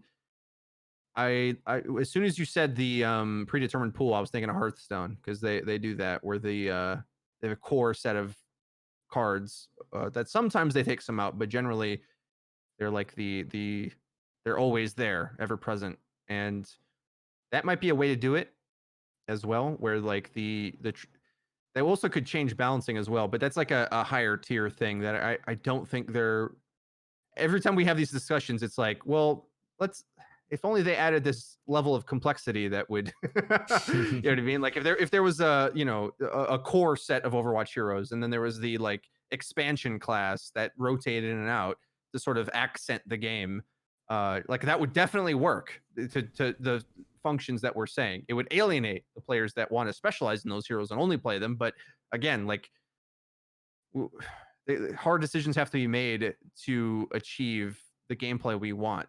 And currently we're trying the like spin the roulette wheel route, which I like more than stagnant metas that we might not like. Like I prefer that, but what I like above both of that is a systemized, like honed system that those words are the same thing. A system that promotes based on gameplay, or at least like countering the meta. One of the two, like gameplay first, and then a way for the players to shape the meta too would be nice, which we still don't have. But anyway, Yeah, it goes back to like this the same philosophical discussion we've had, I think, even on the first ever group up call, where we said that essentially, well, if there's one thing that Blizzard needs to do, it's not try to balance, like it's not try to please everyone with everything. Like not every hero can be viable equally all the time, and not like the game can't always be perfect for low elos and also perfect for high elos. Like it can't always happen, and there needs to be some, like you said, there needs to be a bias towards something. I'm happy for the majority of the player base to feel happy with the game as long as it doesn't feel abusive and shit for the high elos, and I'm equally happy for like heroes and everything to be balanced with the mindset of this will make for the most competitively integral game. But then if that happens, then you do need to bear in mind that certain things make the game less fun to play as well. And to come full circle, I think banning certain heroes like Reinhardt, like potentially Mercy, make the game unfun for too many people. fair enough. All A right, good place well, to end it. yeah, I think so. I think that's a succinct note. Is there any thoughts you have before we sign off for the night? No, I appreciate you having me on here again to rant relentlessly about ranked. Get off my lawn. I felt I went really old man angry Frito today. Let the kids have it, but it's good for you. Do your It's homework. good. Exactly. Stay in school, kids. Although right now Yeah. most schools be closed, but stay wherever they tell you to stay, kids. Yeah, it's been fun as always, and as a new tradition, I'm trying to start doing this every time I stream now. Is that when I sign off, I want to make sure we raid someone. Ooh, I opened Twitch and I heard my own echo. Yeah, I want to make sure we raid someone. Oh, need to mute this tab. Sorry, everyone just got a taste of some techno music. Well, because that was what came up on Twitch. So let me check who is streaming Overwatch, and let's see who we can raid today. And let me know, Frito, if there's anybody who you would fancy dropping in on. Chat, I'm going to read some names off from the homepage. Let me know who you think we should raid. So we've got Jules, Khaleesi, Muma, Phoenexa, don't know them, I'm afraid, Kiwi, CarQ streaming, Vale, Emong streaming, Bowie streaming, Carpe streaming, although he wouldn't give two Fs. If we raided him, he'd be like, who the fuck is SVB? Riley, Logix, Sushi Kitty, Athena Fox, and by the way, Chad, let me know. So we got some calls for Emong, CarQ, Clone Man 16, Somju, Ufaria is streaming, but she's streaming Minecraft. Frito, any thoughts on who you want to raid? I will let you pick. It's your show. Okay. Well, I might, although she's streaming Overwatch, I might raid Faria because we like Faria over here on the Group Up podcasts, having been on two. So I think it might be the play here, guys. Let's see, and she's not dominant as well. I think one thing as well is to try not to raid someone who's got like 1,000 views, because what good is that gonna do? But okay, we are ready to raid Faria. If that is all, thank you very much, guys, for joining us. It's been a blast. We've had some interesting discussions, and we'll be back inevitably once we know a little bit more about Echo to discuss more. So thanks, guys. Enjoy the rest of your night, and catch you later.